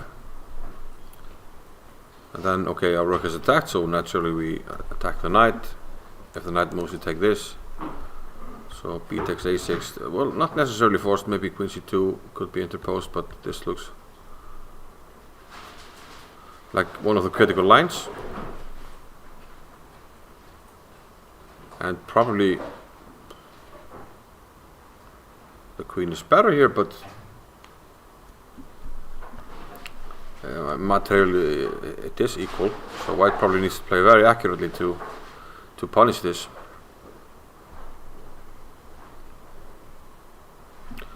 But this is definitely something Gukesh must be looking at. A quick detour here to see one of my friends who seems to be attacking here, but he's playing a much lower rated opponent. But he definitely has a good position here. See a bit Björnsson. One of my friends that isn't on the demonstration boards, Gukesh Jonsson, sent me a message this morning. He wasn't happy with his pairing, and then I saw his pairing and understood. He's playing an Icelander, and then people don't like to play too many Icelanders in these rounds in the Reykjavik Open.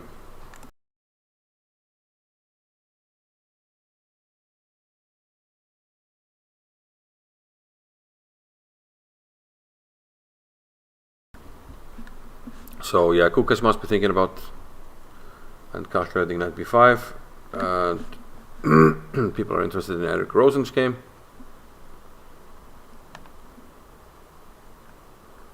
Where was he? Way down? Deeper and deeper? Board 33. The Scotty Pippen board. Scotty Pippen! So Eric was struggling after knight c to e3. Queen b3 was played. Black Blue should play rook after c8, but he played bishop a4, which is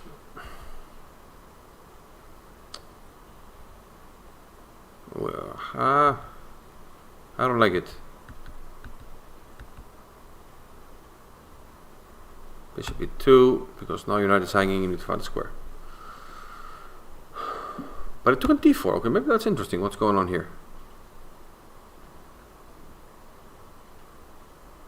What's going on? Okay, material is equal-ish. Black is up a pawn. If you take on e3,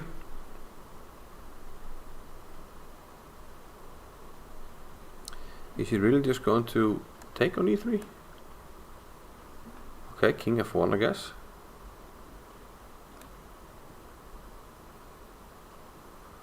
Wow. If he's going for this, that's pretty impressive. Because let's say here knight f5 trying to use the knight, trying to give a check and then maybe another check, or just rook takes. But what if I just play a move like queen a5? Knight g3 nonetheless. If I go to g1 I can take on e2 and be up stuff. If I go to f2 and there's some double check that can be annoying. Yeah, just rook takes e2. Okay, well if you're seeing this, that's pretty darn impressive for a 2038 rated player. But it did play knight takes d4. And that's the last move played.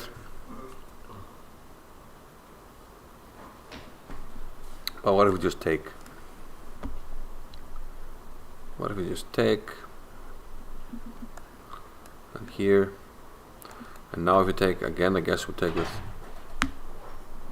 the rook. Maybe we can take with the queen also. What's going on here? Okay, king f1, we open the f file. f6 and f takes e5 seems inevitable-ish. And there's also just bishop h4, which might actually mate immediately. Because we can't cover this square. So we'd have to go to h1 or h2. Let's go to h1.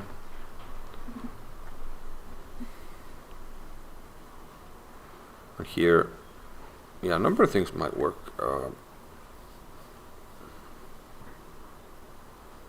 Queen here puts pressure on the rook. This is a pretty advanced sacrifice, to be honest, and I'm pretty impressed. So Eric is definitely in trouble here. Let's reset it and see what he's doing. Maybe we should take the Garrett device and use it on Eric's opponent.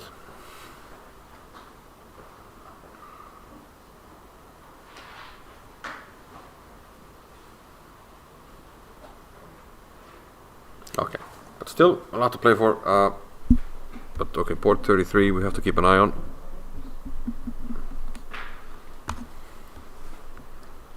Keep an eye on that one. Gukesh, has he moved? Still hasn't moved, so it's not as obvious as people are letting on.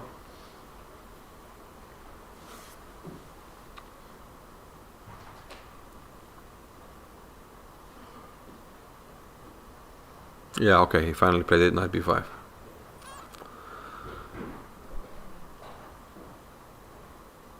Okay, now Johann has no choice. He has to take on c1. And when he played queen d6, he has to have accounted for this.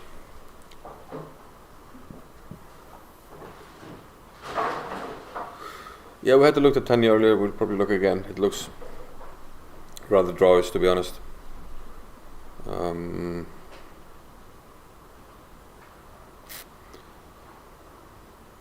Double rook endgame.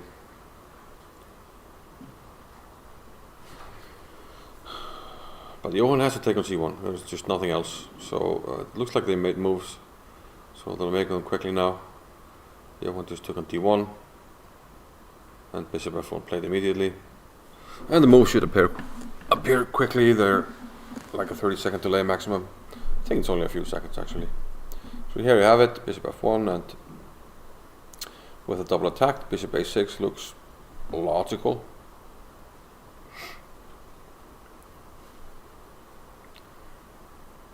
Don't know if you want to flick in bishop takes on f4. It's quite reasonable, quite possible as well.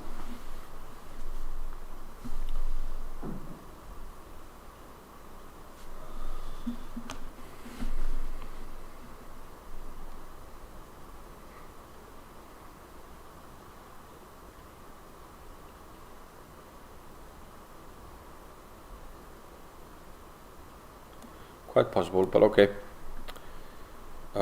Yeah, not much happening.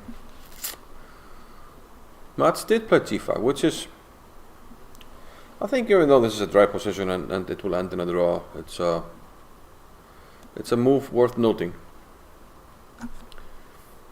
And this is something strong players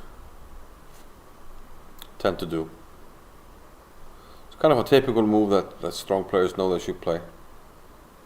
So, you know, put that in your notebook, learn something. The idea is to not allow white to set up the pawn structure he wants, whether it be, you know, pawn to h4,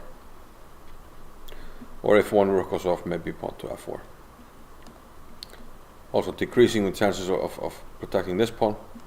So if white plays f4, we take, and now there's a weakness on f4. Right now there's a slight weakness on e5. It's hard to use it, but at least we're giving it a chance. And also stopping h4, which white probably would have played if we had not played g5. Rook b8, rook c8, and probably not much will happen here. And actually right now the one game that piques my interest is the Erik Rosen game, where his opponent is playing very interestingly.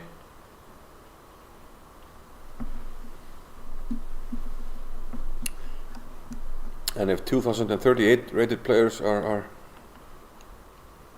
able to play like this, then chess is advancing. So I took on g2, which, let's see, at the knight takes d4. Whoops, oh, I backed up all the way to the end, which was not my intention. Yeah, so this is already very interesting. Taking on d4. I think most players, was there anything wrong tactically with here? Was there some knight b1, some tricky Erik Rosen win the exchange type of stuff?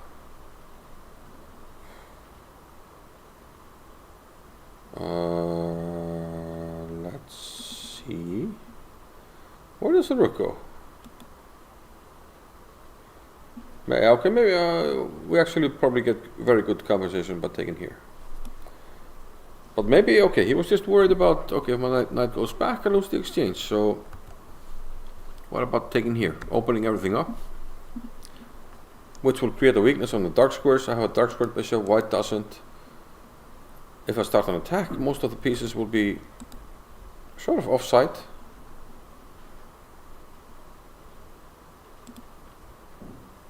Erik took, and he took on g2.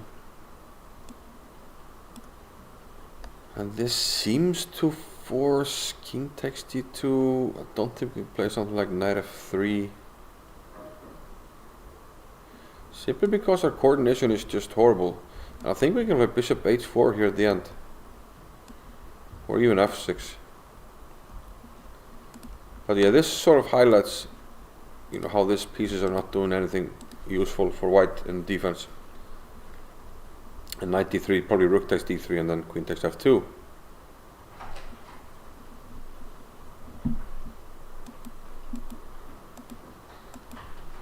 So, since this works out, king takes g2 looks relatively forced.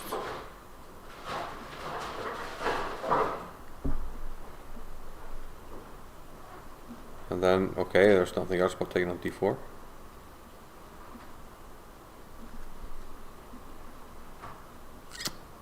And we want to play, I think we just want to play f6 and get the rook into the game through the f file. That's one idea. One of the main trumps is that knight f3 is always answered by queen to g4 check. And white is sort of struggling with his piece coordination. And I think Erik needs to play very accurately here to even get a chance at the swindle, to be honest.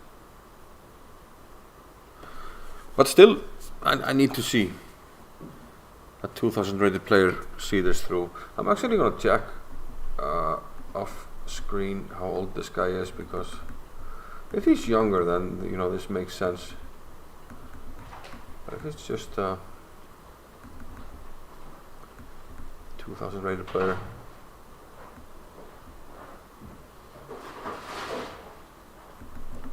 playing like this, that's a little unusual. So Simon Britzka from Germany. He's born in 1986. Doing reasonably well in the tournament, gaining 16.4 points, but nothing out of the ordinary. He drew an FM, he drew a CM, lost against an FM, beat some lower rated guys, lost against Grandmaster Romanison, and then beat a low-rated guy. And now he's doing, well, quite good, but okay, still a lot to be played. And white is up a piece. Black has 2 pawns, but a piece is a piece after all. So remains to be seen if he can keep this up.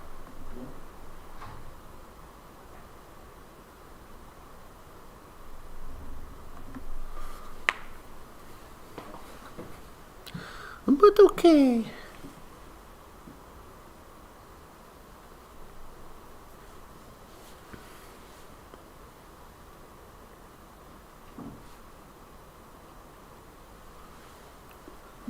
Definitely we'll keep an eye on this one. Probably the type of guy who solves 200 possible. Yeah, that's quite possible. It's quite possible.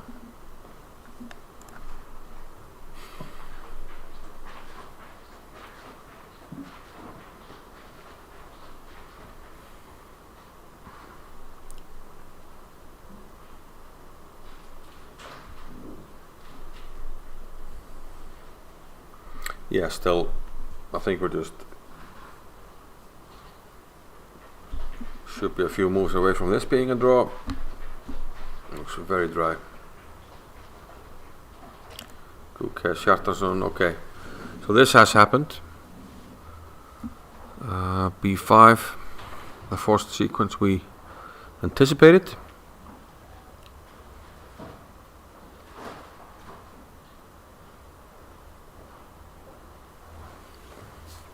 Johann down to just under 8 minutes.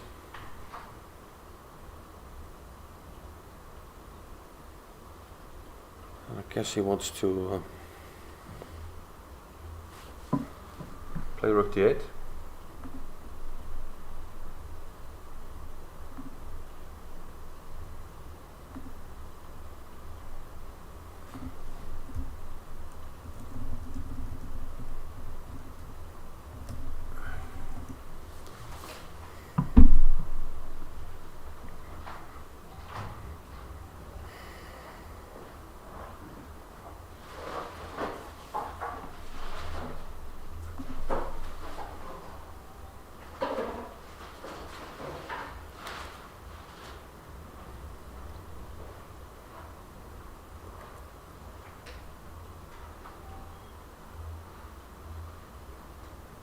Rook d8 played.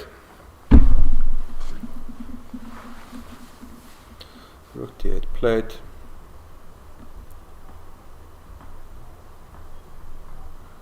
Now b takes a6 is definitely a move. The most expected move, but can reflect in some type of queen c2 or queen e2. Kicking the rook. Perhaps queen c2, the rook must be worse on a1 than on d1.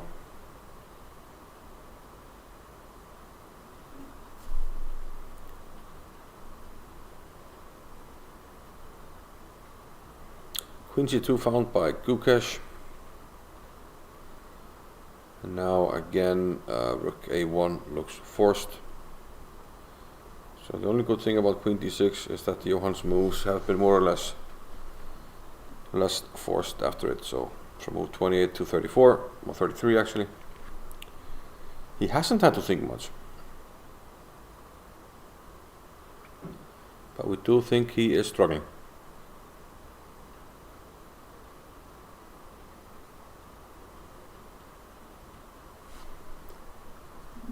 Quick check-in with Pragg and Hans Niemann on board 5, Pragg with white.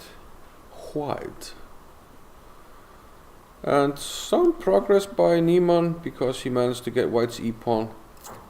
And white meanwhile doubled his pawns on c-file. So maybe a little something for Niemann now. And you know, there's very easy and perhaps obvious ways to improve his position. He can maybe at some stage play h4, g5, bring the king, g7. Has a open file to work with. But then again, you always have to be careful that at the end of all of this, your king is safe. And I was quite starting to fancy Lucas Jarmola in this endgame.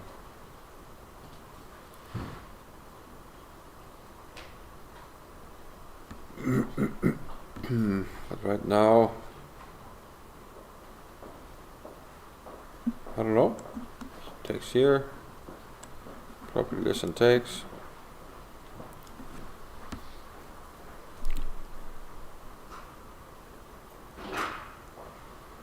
Still, white must be the one for choice here.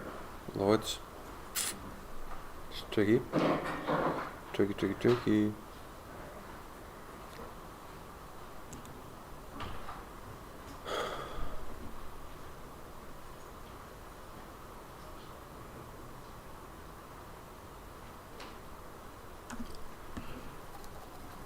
So here we're still trying to press, but Novillo staying solid for now. There's like no immediate way to crash through. It's black to move actually, but putting the pressure on this pawn, we have to take care of this one. If the king tries to defend, then maybe we can play queen h6, attack both h2 and e3. If the rook starts to attack the a5 pawn, then maybe we try to get this rook active. Although then maybe we can take this.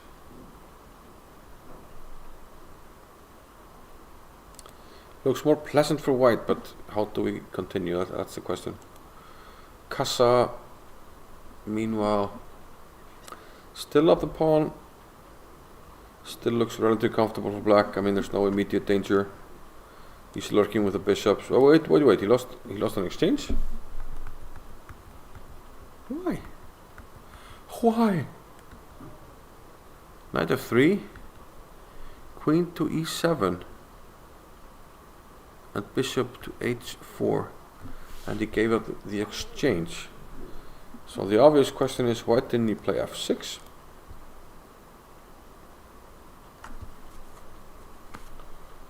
And I don't have an obvious answer. I mean, e5 is scary because we can maybe take, there's maybe some jacks.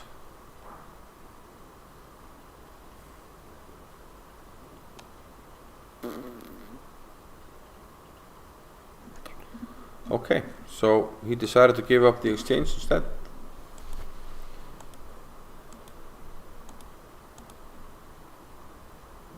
And, well, I mean, things have definitely changed here, and Yu is now completely back in the game of the exchange for a pawn, but black still has something going for him. He has passer on the queen side. On the post, black squared bishop, good control over some dark squares over here. And like I said, no immediate danger. Now the position is quite solid and not easy for white to increase or create any pressure. But looks like a little bit clumsy what Casa did there. So up Niemann, Mishra, probably pressing a bit, bishop b5, and he wants to take this. Slightly better, but is it enough? I don't know. I think the main thing is probably go here, and let's say black takes the pawn. Although we run the risk of losing the bishop, so maybe we have to take out the bishop first. Something to this effect.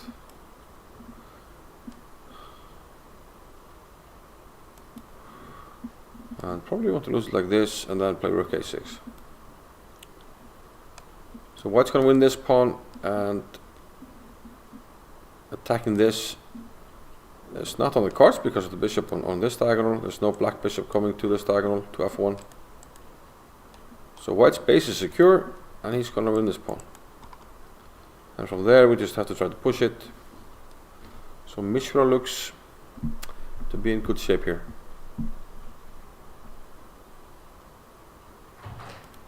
We have a French battle on board 14,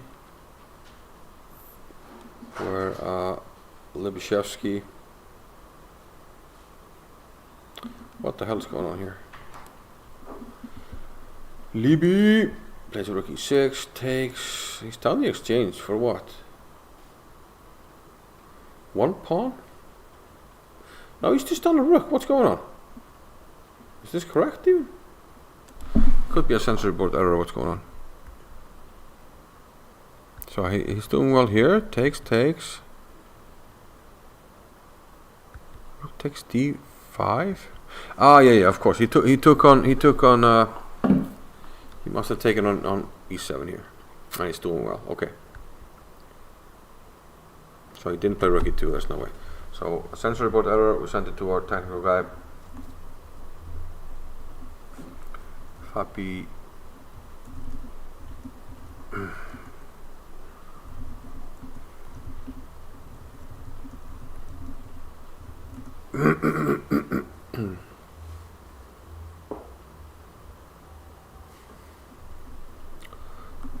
So sensory board error, he probably took an e7 and is doing fine. These things can happen. Usually they're corrected and games move on and life moves on. Quick check-in with Tania. A very quick one. Still looks relatively dry, relatively boring. Actually, more than relative, looks completely boring. So queen c2, rook a1, queen b2, and rook a5 was played in the Johann game.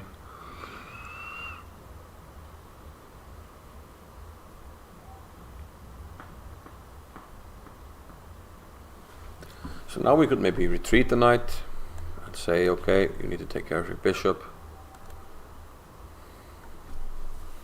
And play something like e4, I don't know. Protect everything. But here still, material is equal. Black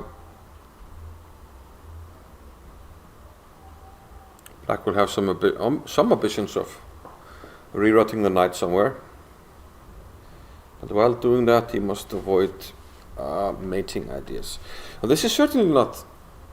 I know people said earlier that white was winning and computer was like very happy with white, but the players don't necessarily know that during the game. And note that, especially Stockfish 14, it's notorious for when it says a position is better, it has a very high value that doesn't necessarily represent what the players are feeling during the game. So they often have like a +3, 4, 5 type of positions where material is equal. But it may be completely winning for a computer because of the activity of the pieces, bad pieces, or stuff like that. But still you need to find good moves. And I'm sure that Johann doesn't feel like he's like completely lost. He feels like he's struggling. He feels like he needs to find good moves to defend. But I'm sure he doesn't feel like it's as bad as the computer is saying. So move, game 33, Eric Rosen, he took on g2. People are saying Rosen is fine now. Well, that's more than fine. So okay, eventually, he found some good moves, but eventually he showed, why he's not rated higher, I guess. So knight takes g2 was kind of the first mistake, because queen takes d4 is much more topical when you are attacking on dark squares. And you can use several motifs, take back on e3. Okay, white can flick in this one, but there's also the option of going bishop c5 at some stage using the pin. So this is okay. Choose is probably the second best move.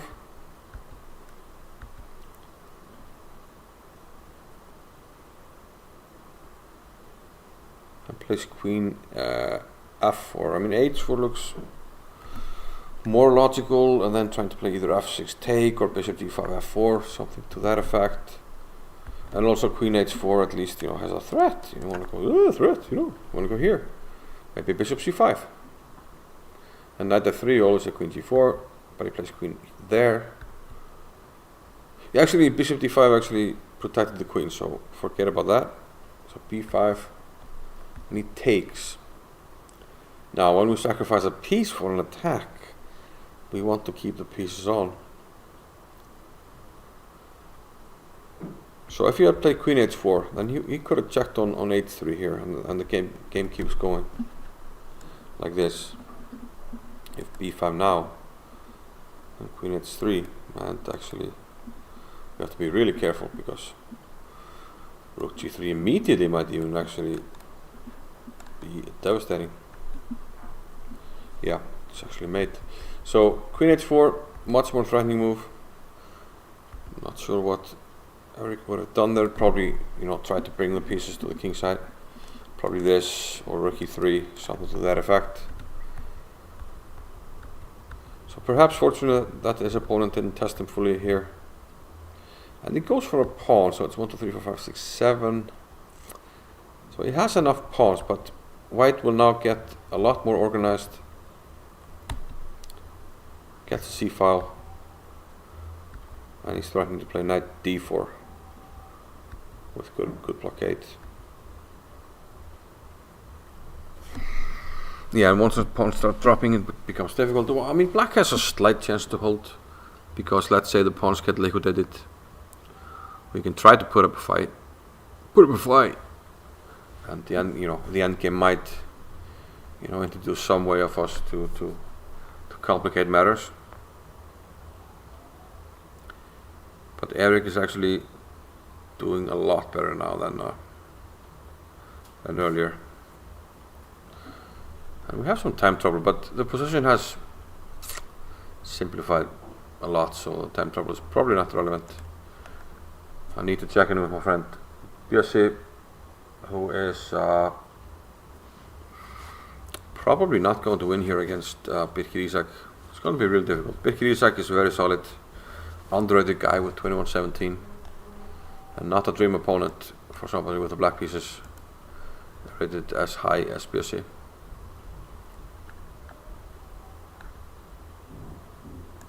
So somehow Tania and Mats Hansen still playing.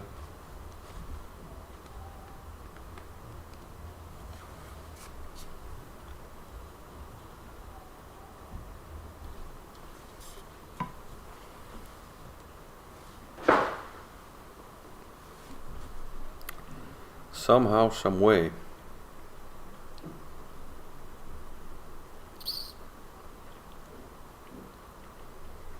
So white is going to lose this pawn, but probably going to win one back on the king side.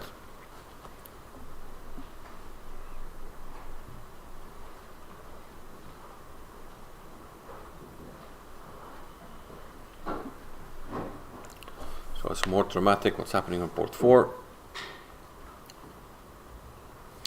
After rook f5, rook a5, he did play knight f5, and Johann took on f4. And he wishes he could take on d5, but number 1, bishop is hanging, number 2, it can be pinned. So bishop b7 looks relatively forced, like most of Johann's moves recently.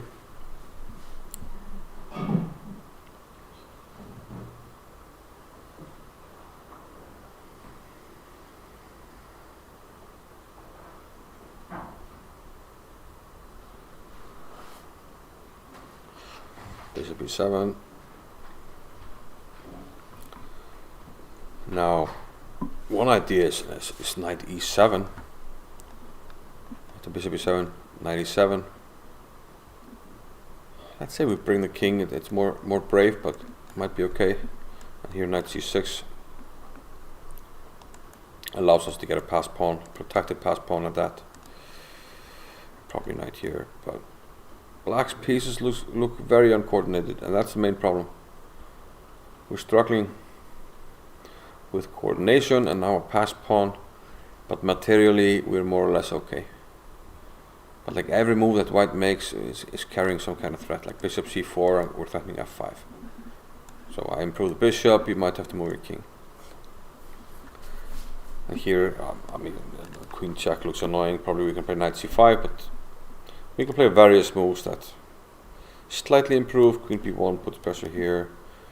Queen c3 sort of keeps the rook under lock and key and threatens to push the pawn. And we can improve the king slightly. So a very difficult position for Johann, one which he will likely not be able to survive.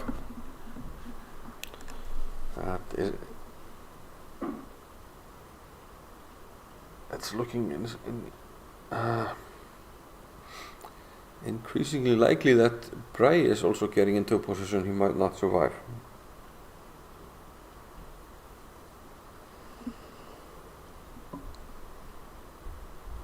So the pawns are equal, but it's black's move, so it looks like he might be just about ready to attack the white pawns and win them.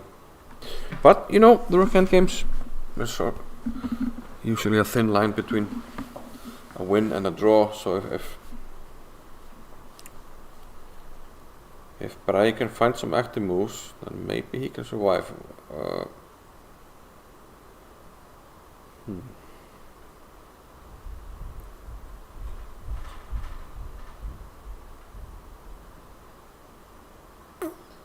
Maybe.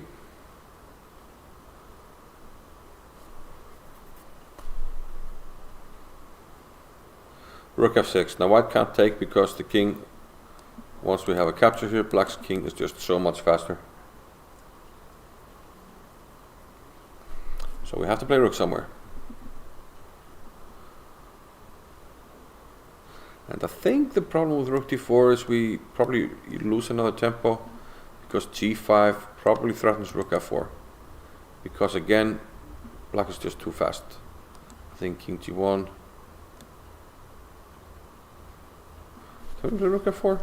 Actually, we're losing a pawn here, and white has an h pawn, so maybe that's not the way. What's going on if I just go for the attack? I mean, white looks like he's holding on, at least for now. I'm not sure what black is getting from this. f5, king e3, king f6, oops, king e3 looks more logical, king f6. Okay, we get the, my mouse is playing tricks here. We get the king to e5, but what then?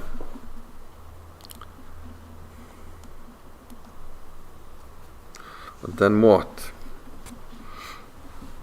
Black is all dressed up, but where is he going? White is holding for now. Okay, we'll see. Could be interesting. Lucas Yarmola might have to start worrying about black's f-pawn, which is starting to run. So does he even have time to take on b7?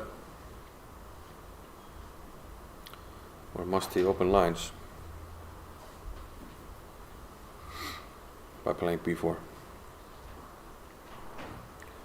Brings the king back, takes no chances. It's down a pawn at the moment. It's down a pawn at the moment.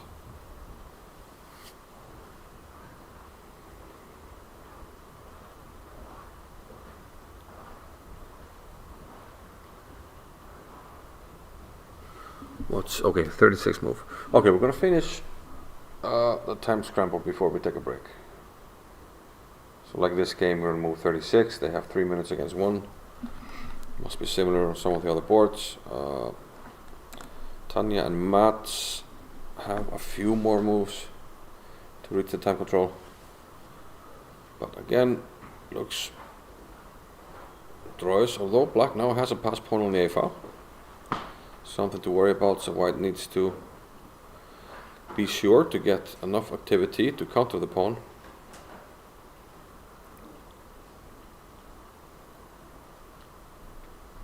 They're just about to reach the time control.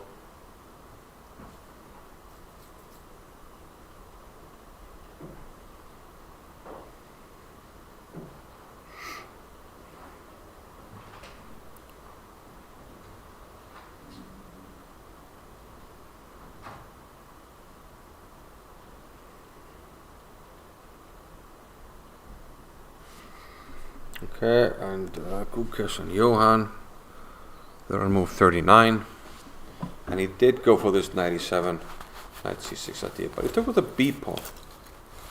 Took with a b pawn, which is interesting because it keeps the knight out of e6, so the knight will not help with the pawns. We still cannot take the pawns because of bishop c4. So this is looking looking dreadful for Johann. Plays king e7. I don't know, trying to get some kind of blockade going. Maybe the rook can come to c5 at some stage. King d6.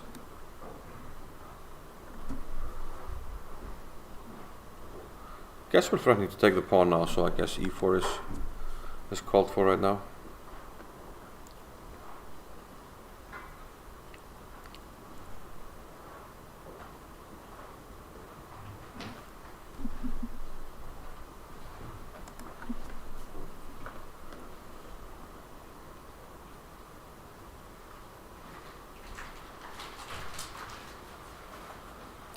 Pragg and Hans. King g1 was the last move.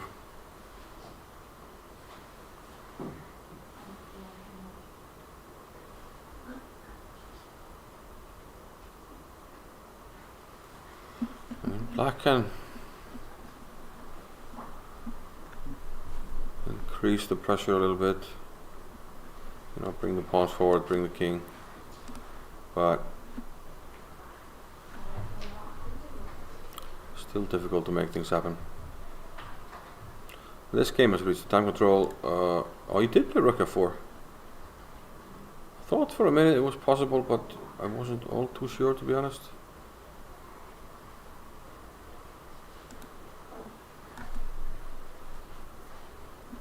So what happens? If we take and bring the king, must be the only move. And I guess we bring it here. Probably doesn't matter. King f3. King f5. I'd love to go king e5, but then we can go maybe to the h pawn.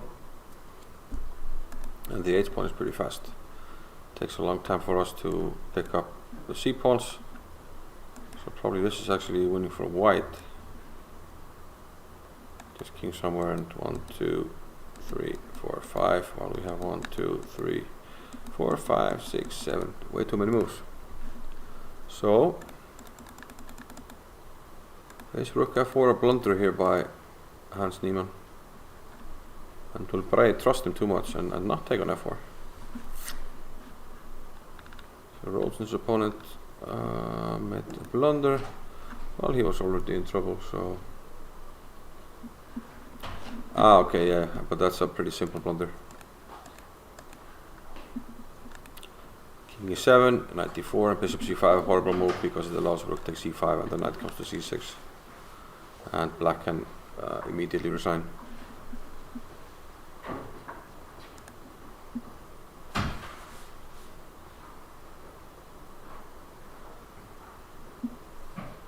Hilmir has taken over against Stefan. I think since we reached the time control here, we will take a small break.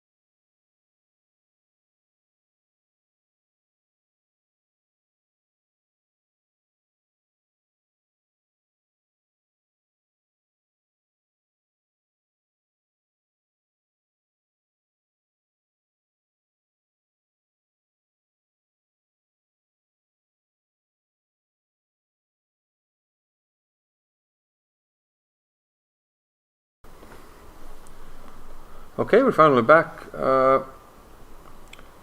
So we reached the time control, so I was expecting people to take a bit more time here, you know, for their moves.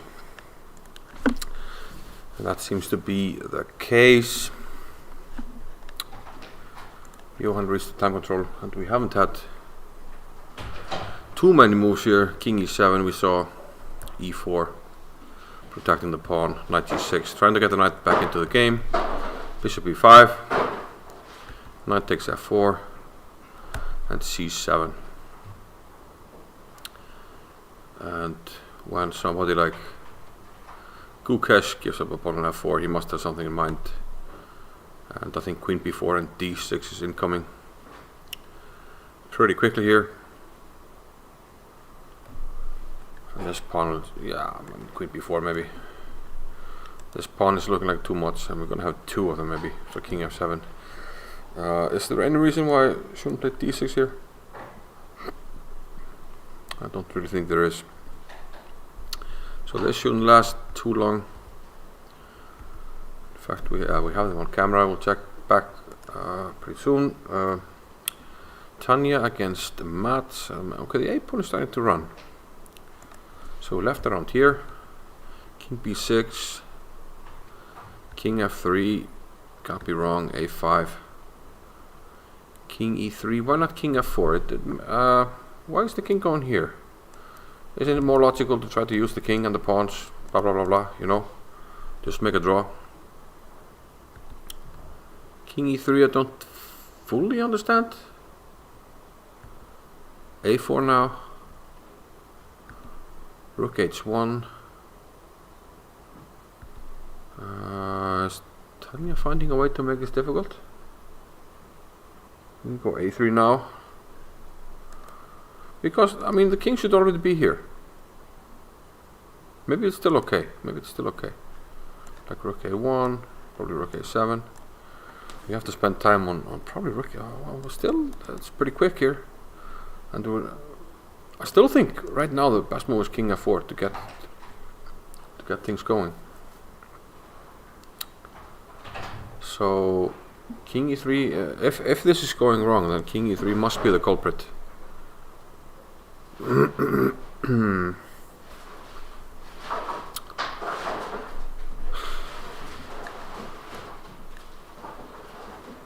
Okay, but let's see. A lot can happen. Pragg and Hans. Wait a minute. Let's go back. We saw rook f4 in this game. How far back is that? Okay, move 46. 46. Pragg took. Well done, Pragg. King f2, king f6, king f3.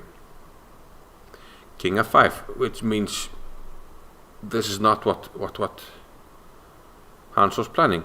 And now white has c5. And now white has two tempos if he needs, c3 and c4. While black has only one. Now this can become important. f6, c3. Black is out of tempos. King e5, king g4. Has to hold on to the f pawn. King e4, we take the h pawn. Now we should play f3, and he does. And Pragg plays king g3. Now Pragg is banking on the fact that after this, he has an outside pass pawn. He has an h pawn against an f pawn. So the dream scenario is we make the king run for the h pawn, while our king goes for the f pawn. So after the trade, the king will be closer to the other pawns, and actually this pawn is so far advanced that this could be winning. Hans plays king e3, so threatening to push the pawn, and Pragg is well aware and plays h4, king f4, king h3, f5, and now comes the second tempo, c4, king e3, king g2, and we can go back to f4, and because we're threatening to win the pawn like this and then come back, we have to play king h3, so probably this should be a draw. But Hans plays king to e4, which, what is he intending after h5? If Pragg just plays h5 here. I mean, this pawn is running. You don't have time for this. I'm running. And if you go for the f pawn, let's say you go king e3. I'm quicker. I'm quicker, buddy. Queen. And then king c2. What's going on? Is king e4 a horrible blunder? Did this really happen? Did this really happen? It looks like it.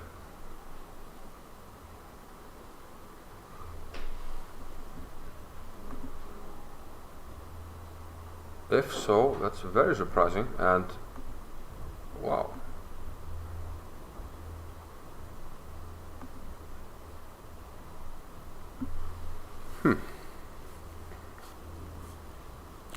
Yeah, let's see let's see Tania and Mats.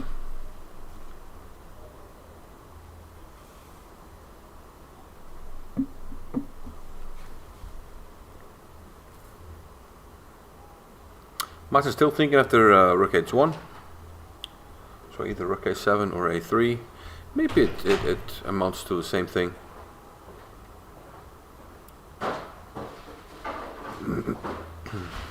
Maybe it amounts to the same thing.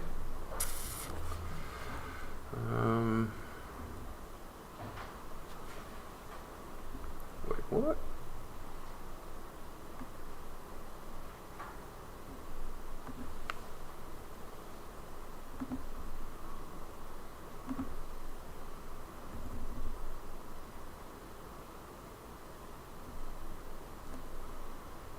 Yeah. Just want to give us a huge shout out to the team that's entering the PGN. We have like 60 boards that are not on the relay, and we have a very interesting setup this year where we scan the score sheets, and then we have volunteers around the world entering the games, and it's going really well. Somebody asked, did Eric win by an illegal move by the opponent, or am I hallucinating? You're probably hallucinating because his opponent just blundered. I guess he resigned after rook takes e5, right? Yeah. So, yeah, king e8 didn't happen. Rook takes c5 was the last move. I'll send it to the technical team.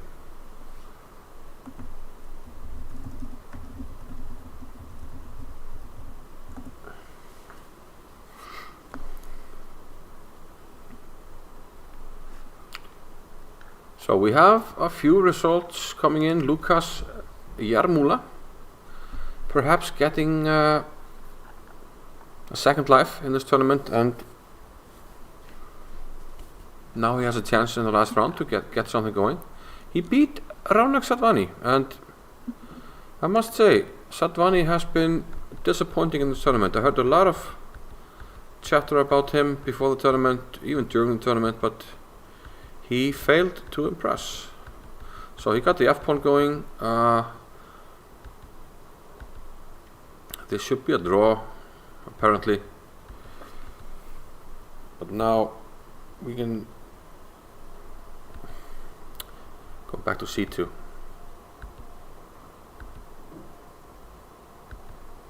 And king takes g6. This is what he might have missed, because there's no check on the g file with threatening mate. Now you have to go back to e8. Then I go rook to f3 and just win your pawn. You have to go here to stop the mate, and then this, attacking the pawn, still threatening the mate, and we're up 3 pawns. So a big blunder by Sadvani. And yeah, Lukas Jarmula is back.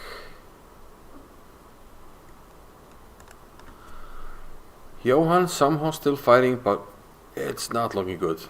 It's not looking good. These pawns, too much. Material equal, but that's about where the good news ends for white.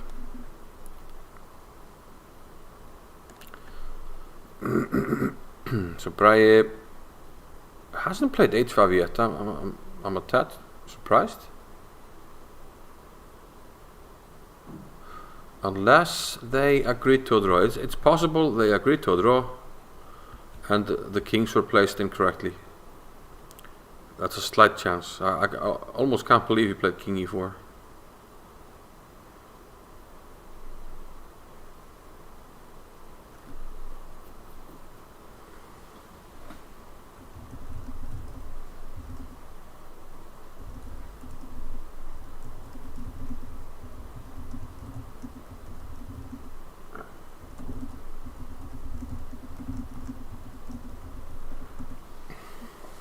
So it's possible the Niemann game was just drawn and king e4 didn't happen, so you know they wanted to place the kings in the center and did so incorrectly, so when they did, the move king e4 was registered as having been played. Remains to be seen. We'll keep an eye on it. Hjörvar, I think he was starting to win, but now, wow, whoa, very nice. Very good, very nice. Very good, very nice. He's up a pawn. Big pressure here. Controlled at the moment. And this king looks surprisingly safe on h3. And we should be able to sail this one home, right? I mean, because what does black do if I just play a move like rook c7? What does black do, actually? Doesn't have an active plan. So I can just make easy moves. I think Johann and Sadvani, Gukesh and Johann just finished, as you can see on the webcam. Johann must have resigned after yeah, let's see what happened. Okay. Bishop c4, rook c5, and Gukesh finished in style with queen takes c5. And Johann didn't need to see more here. The knight is pinned. You take with the b pawn. Then d7, the power of the pawns on the 7th rank, combined with the power of the pin. So a nice result there indeed for Gukesh.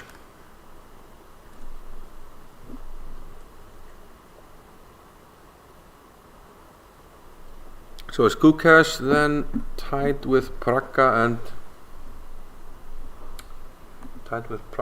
and Max?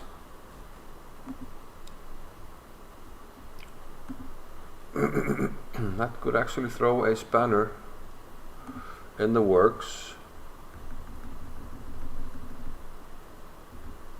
because of the colors. No, Gukesh had 5. He had 5, he has now 6. So Max and Pragga will play, and because Pragga is higher rated, he will switch colors and he will be black. Max Warmedam will be white in the final encounter between him and Pragga. So that's very important. I'm going to predict that Max will play very solidly, and we might even see a draw. It would be nice to see him go for the full-on win, but I think he will play it safely. We'll see. I hope he goes for the win, because like I said earlier,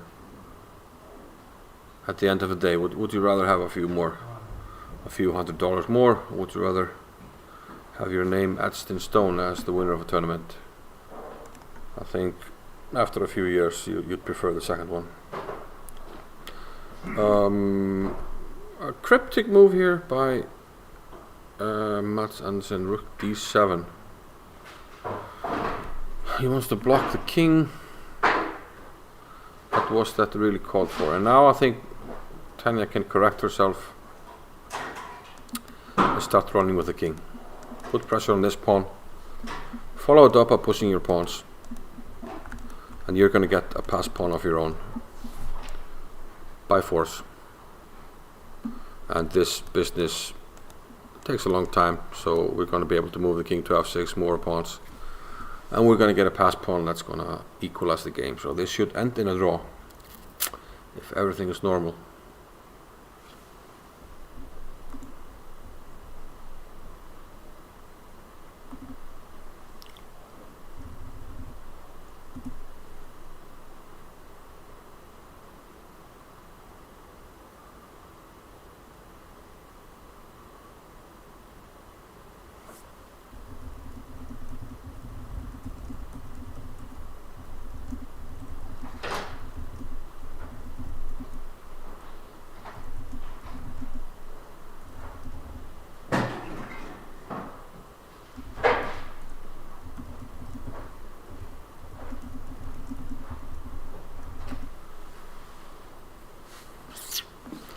So we're predicting a draw here, and if that happens, most of the top games have finished indeed.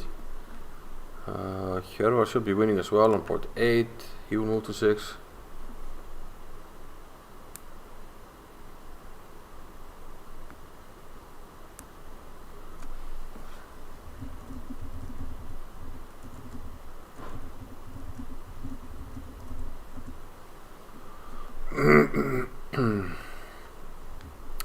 Hjörvar should win this one. Let's see, you and Casa.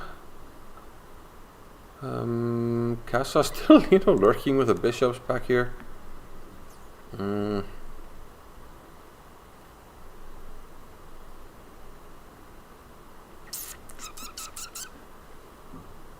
Why not A3? well, sorry, bishop's hanging. Forgot, sorry. My bad. Let's do something about this one first.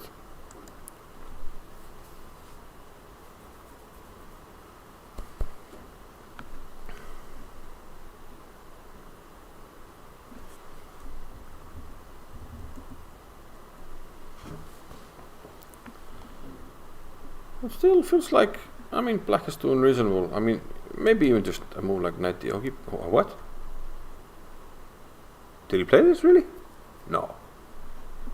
Let's go back. No, okay, yeah, phew. I think knight d8, just to protect the pawn with the bishop. And then try to push it. Do we have any discoveries with the knight? Maybe knight takes e4. Well, probably knight takes e5. Once you move the knight, I'm going to go queen h4 and bishop c5. And that's made in a few moves. So the knight can't move, so you can't really get any useful knight discoveries, so knight d8 should be safe. And then you try to push the pawn.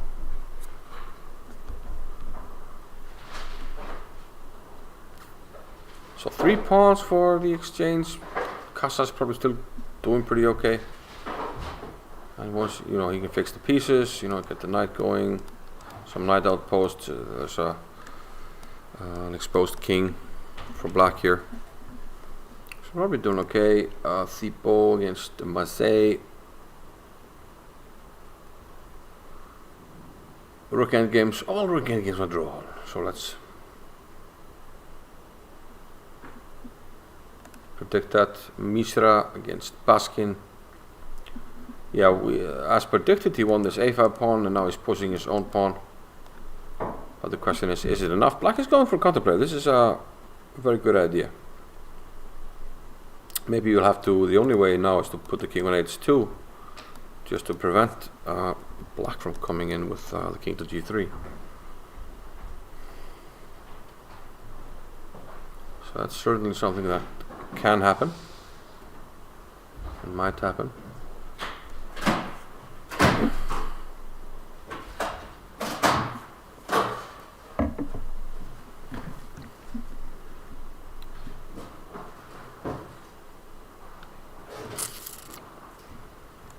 Very disappointing tournament for Pragganandhaa, who has drawn his game with Peter Large.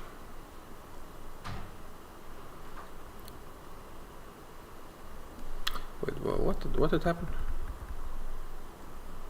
So bishop g4, bishop e2, bishop c8, bishop d3. Huh? I guess he figured he didn't have anything going here, so he just went for the draw. And I'm sure he's, pretty disappointed. Meanwhile, Simon won his game. We figured he had a good position, a good Benoni. And this bishop e7 move was super weird. And black even played bishop f6 right away to correct it. But now he's lost a few tempos. E5 is coming under worse circumstances.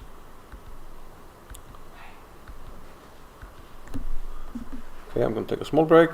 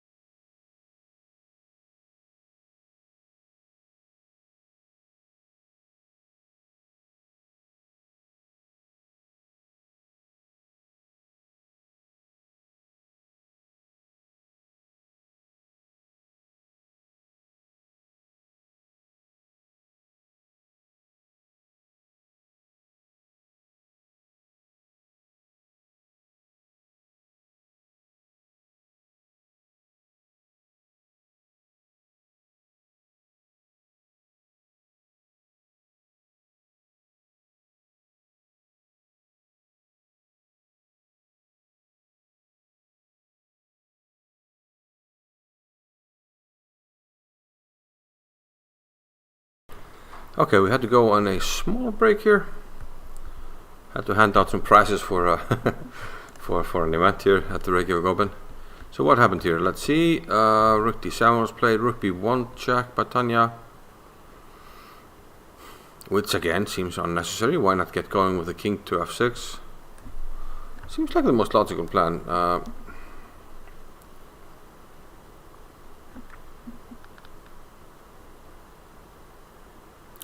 Why drive the king further up the board? I don't get this move. I'm not gonna lie. But okay, maybe it's still within drawing range. Maybe it's still within drawing range, but...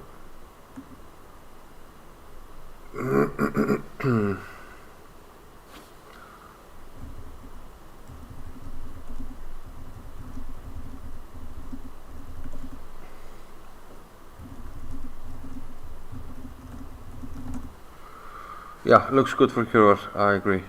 Looks very good for Huror.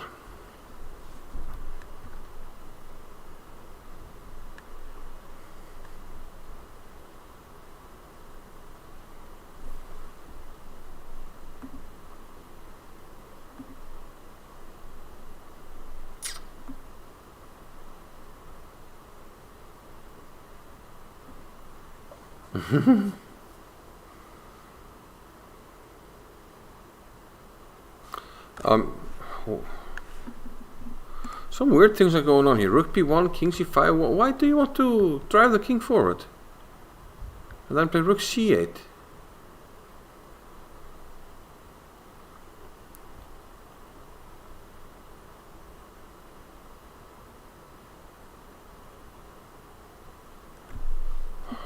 I thought this was a relatively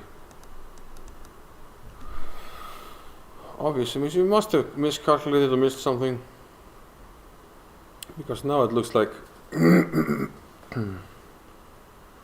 Matt should be able to maybe use the rook to interpose. Maybe a rook a7 is good. A rook d5 intending rook a5. That puts the question to this whole idea of rook c8, just rook here and interposing and then running. So it all started with the wrong idea when she played king e3. It was probably recoverable, but then eventually it was just too much. Just too much, chat, too much.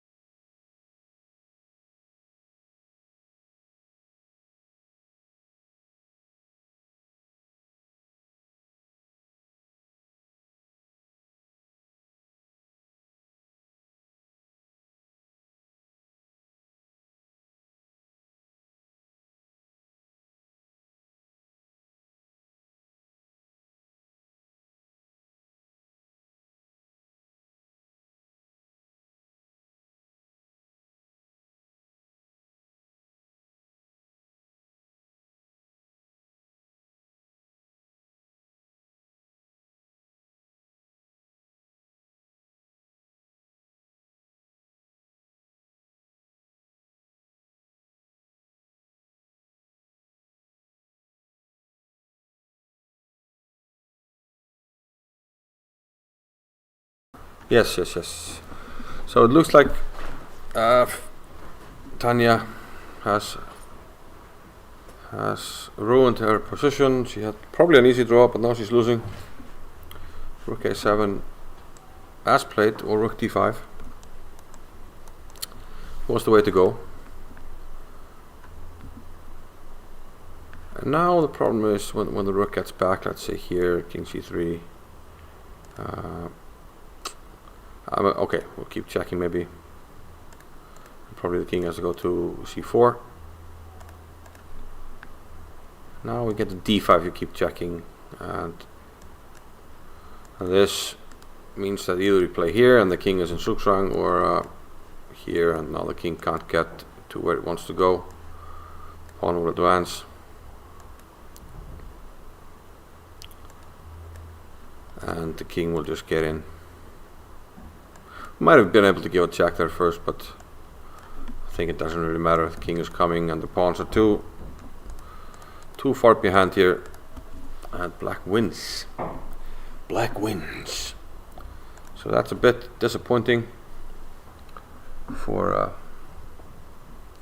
Tania, fortunately. But she didn't. It's like the right idea didn't really cross her mind, unfortunately.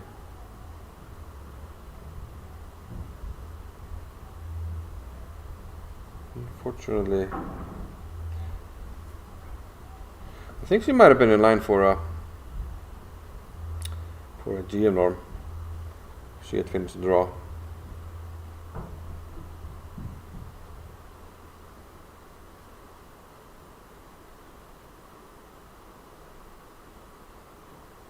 Yeah.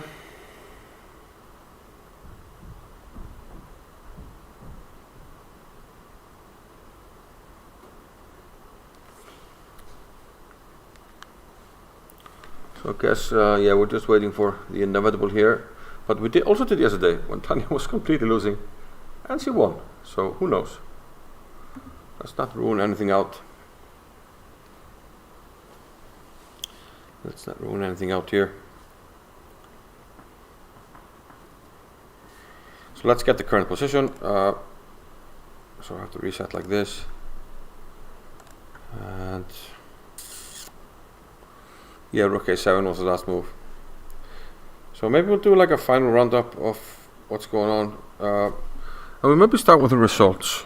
On the first sport, Max Warmerdam and Ethan Ipuya drew. So Max has 6.5 points. He was joined by Ramesh Babu Pragganandhaa, who won against Matthew Cornett. And the key position was here after knight g4, when Ramesh Babu took on h7 and went on the offensive. Played two sort of reloading moves where you get pieces closer to the action or take care of some things, and then he flooded the black position with the white pieces, and it was over in 25 moves. Crushing game. Gukesh won against Johann. It seemed slightly better, and it was difficult to play for Johann, and in the end he just crumbled under the pressure. Pragg and Niemann, they drew. It says draw, so I'm guessing the last move, king to e4, did not happen, because that's winning for white. So that's a sensory board error where they placed the kings to indicate a draw, but did so incorrectly. So they must have played like king e3, king g2, king f4, king h3, king e3, or somebody after the draw. Lukas Jarmula won against Sadvani. So it was slightly better. The rook endgame was drawn though. The key position was, I think, around here. King h8 was probably wrong, and rook e1 was simply bad on account of rook e2, rook c3, king takes g6, where you allow the queening of the pawn, but then there's a back rank mate, and black resigned here. Meanwhile, Alexander Fehr won rather quickly. So Max Warmerdam and Pragganandhaa lead with 6.5. And then we would have a huge group on 6 points. Wait. Mats is joining here, and this could be important actually. This could be important. So Mats might get white against one of those guys. It's quite possible. We'll see. Gukesh moves up to 6, along with Italy Puya. So it's Puya, Gukesh, Jarmula, Fear. It's already 4 guys. Hjörvar is going to be 5. Maybe Casa 6. Mishra maybe, if he wins 7. It's going to be 8 or 9 guys on 6 points, so it's going to be really exciting. The pairings for the last rounds are going to be absolutely vital. So before we leave, yeah, but maybe Manu is trying to win still, and maybe check in with Casa.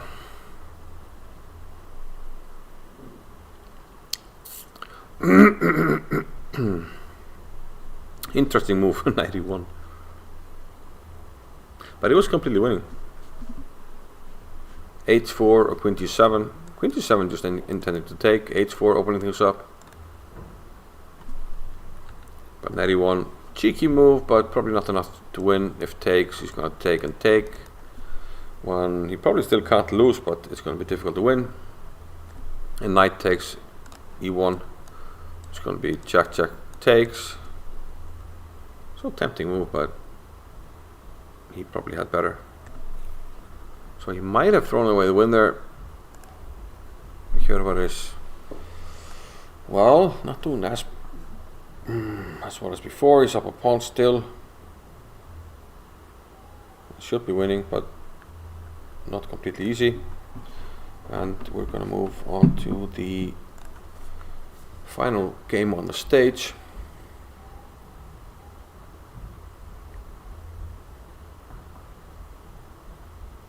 So what has happened here? King d4, rook a7 was played. King d4 by Tania. Here he should probably play rook d7 check, just kick the rook, the king away. And then go for rook d5, which was then probably the right idea, or play rook a5. The same idea. King b3, king d3. Now he can't use the rook to block. But should still be winning, I think. And it's been a little bit back and forth, so maybe impossible to say with 100%.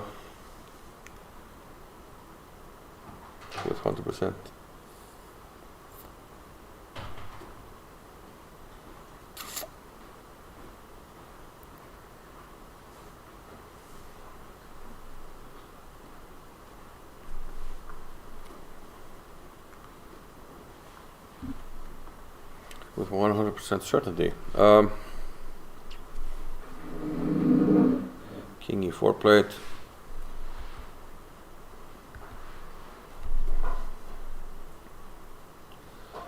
What if I just play rook b7 now and then push the a pawn?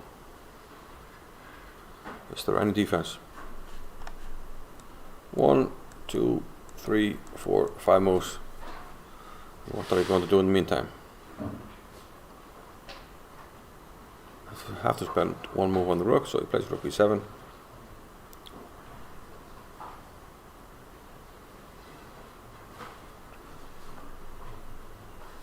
Let's just play it out. Let's say we go here. Yeah, one of the problems is if you go here. If you go rook a8, I can go here immediately, and you're not going to get here, which you should have done earlier. And now I can push and I threaten this. So now you might actually just have to take. Yeah, and white is way behind. Yeah, that's the key. So what if I try to start with this one? It doesn't matter. I can actually play a3. And rook a8 is going to be check, check. I mean check interpose. Yep. Tania's just lost.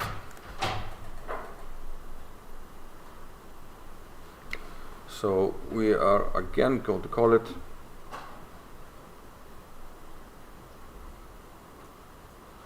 We're again going to call it. She is losing. And there's no salvation. I mean, yesterday was just a miracle. I don't see anything similar to that happening. So she's going to lose. So we're going to have Max Verstappen, Pragganandhaa, and Mats Andersson with 6.5, and then a huge pack with 6 points. So the battle for the prizes will be on in the last round, and it will be interesting to see what happens. We are starting at 11 GMT the round, and we'll start the commentary probably around 11:30, 12, because it's the last round and the games are important, so it will be interesting to see what happens in the opening. So I guess we'll see you tomorrow. So thanks for watching, guys. Bye bye. The purest tasting water on earth, born from untouched lands, naturally filtered through ancient lava rock. You are what you drink. Be a force of nature. Icelandic glacial. The purest tasting water on earth, born from untouched lands, naturally filtered through ancient lava rock. You are what you drink. Be a force of nature. Icelandic glacial. The purest tasting water on earth, born from untouched lands, naturally filtered through ancient lava rock. You are what you drink. Be a force of nature. Icelandic glacial. The purest tasting water on earth, born from untouched lands, naturally filtered through ancient lava rock. You are what you drink. Be a force of nature. Icelandic glacial. The purest tasting water on earth, born from untouched lands,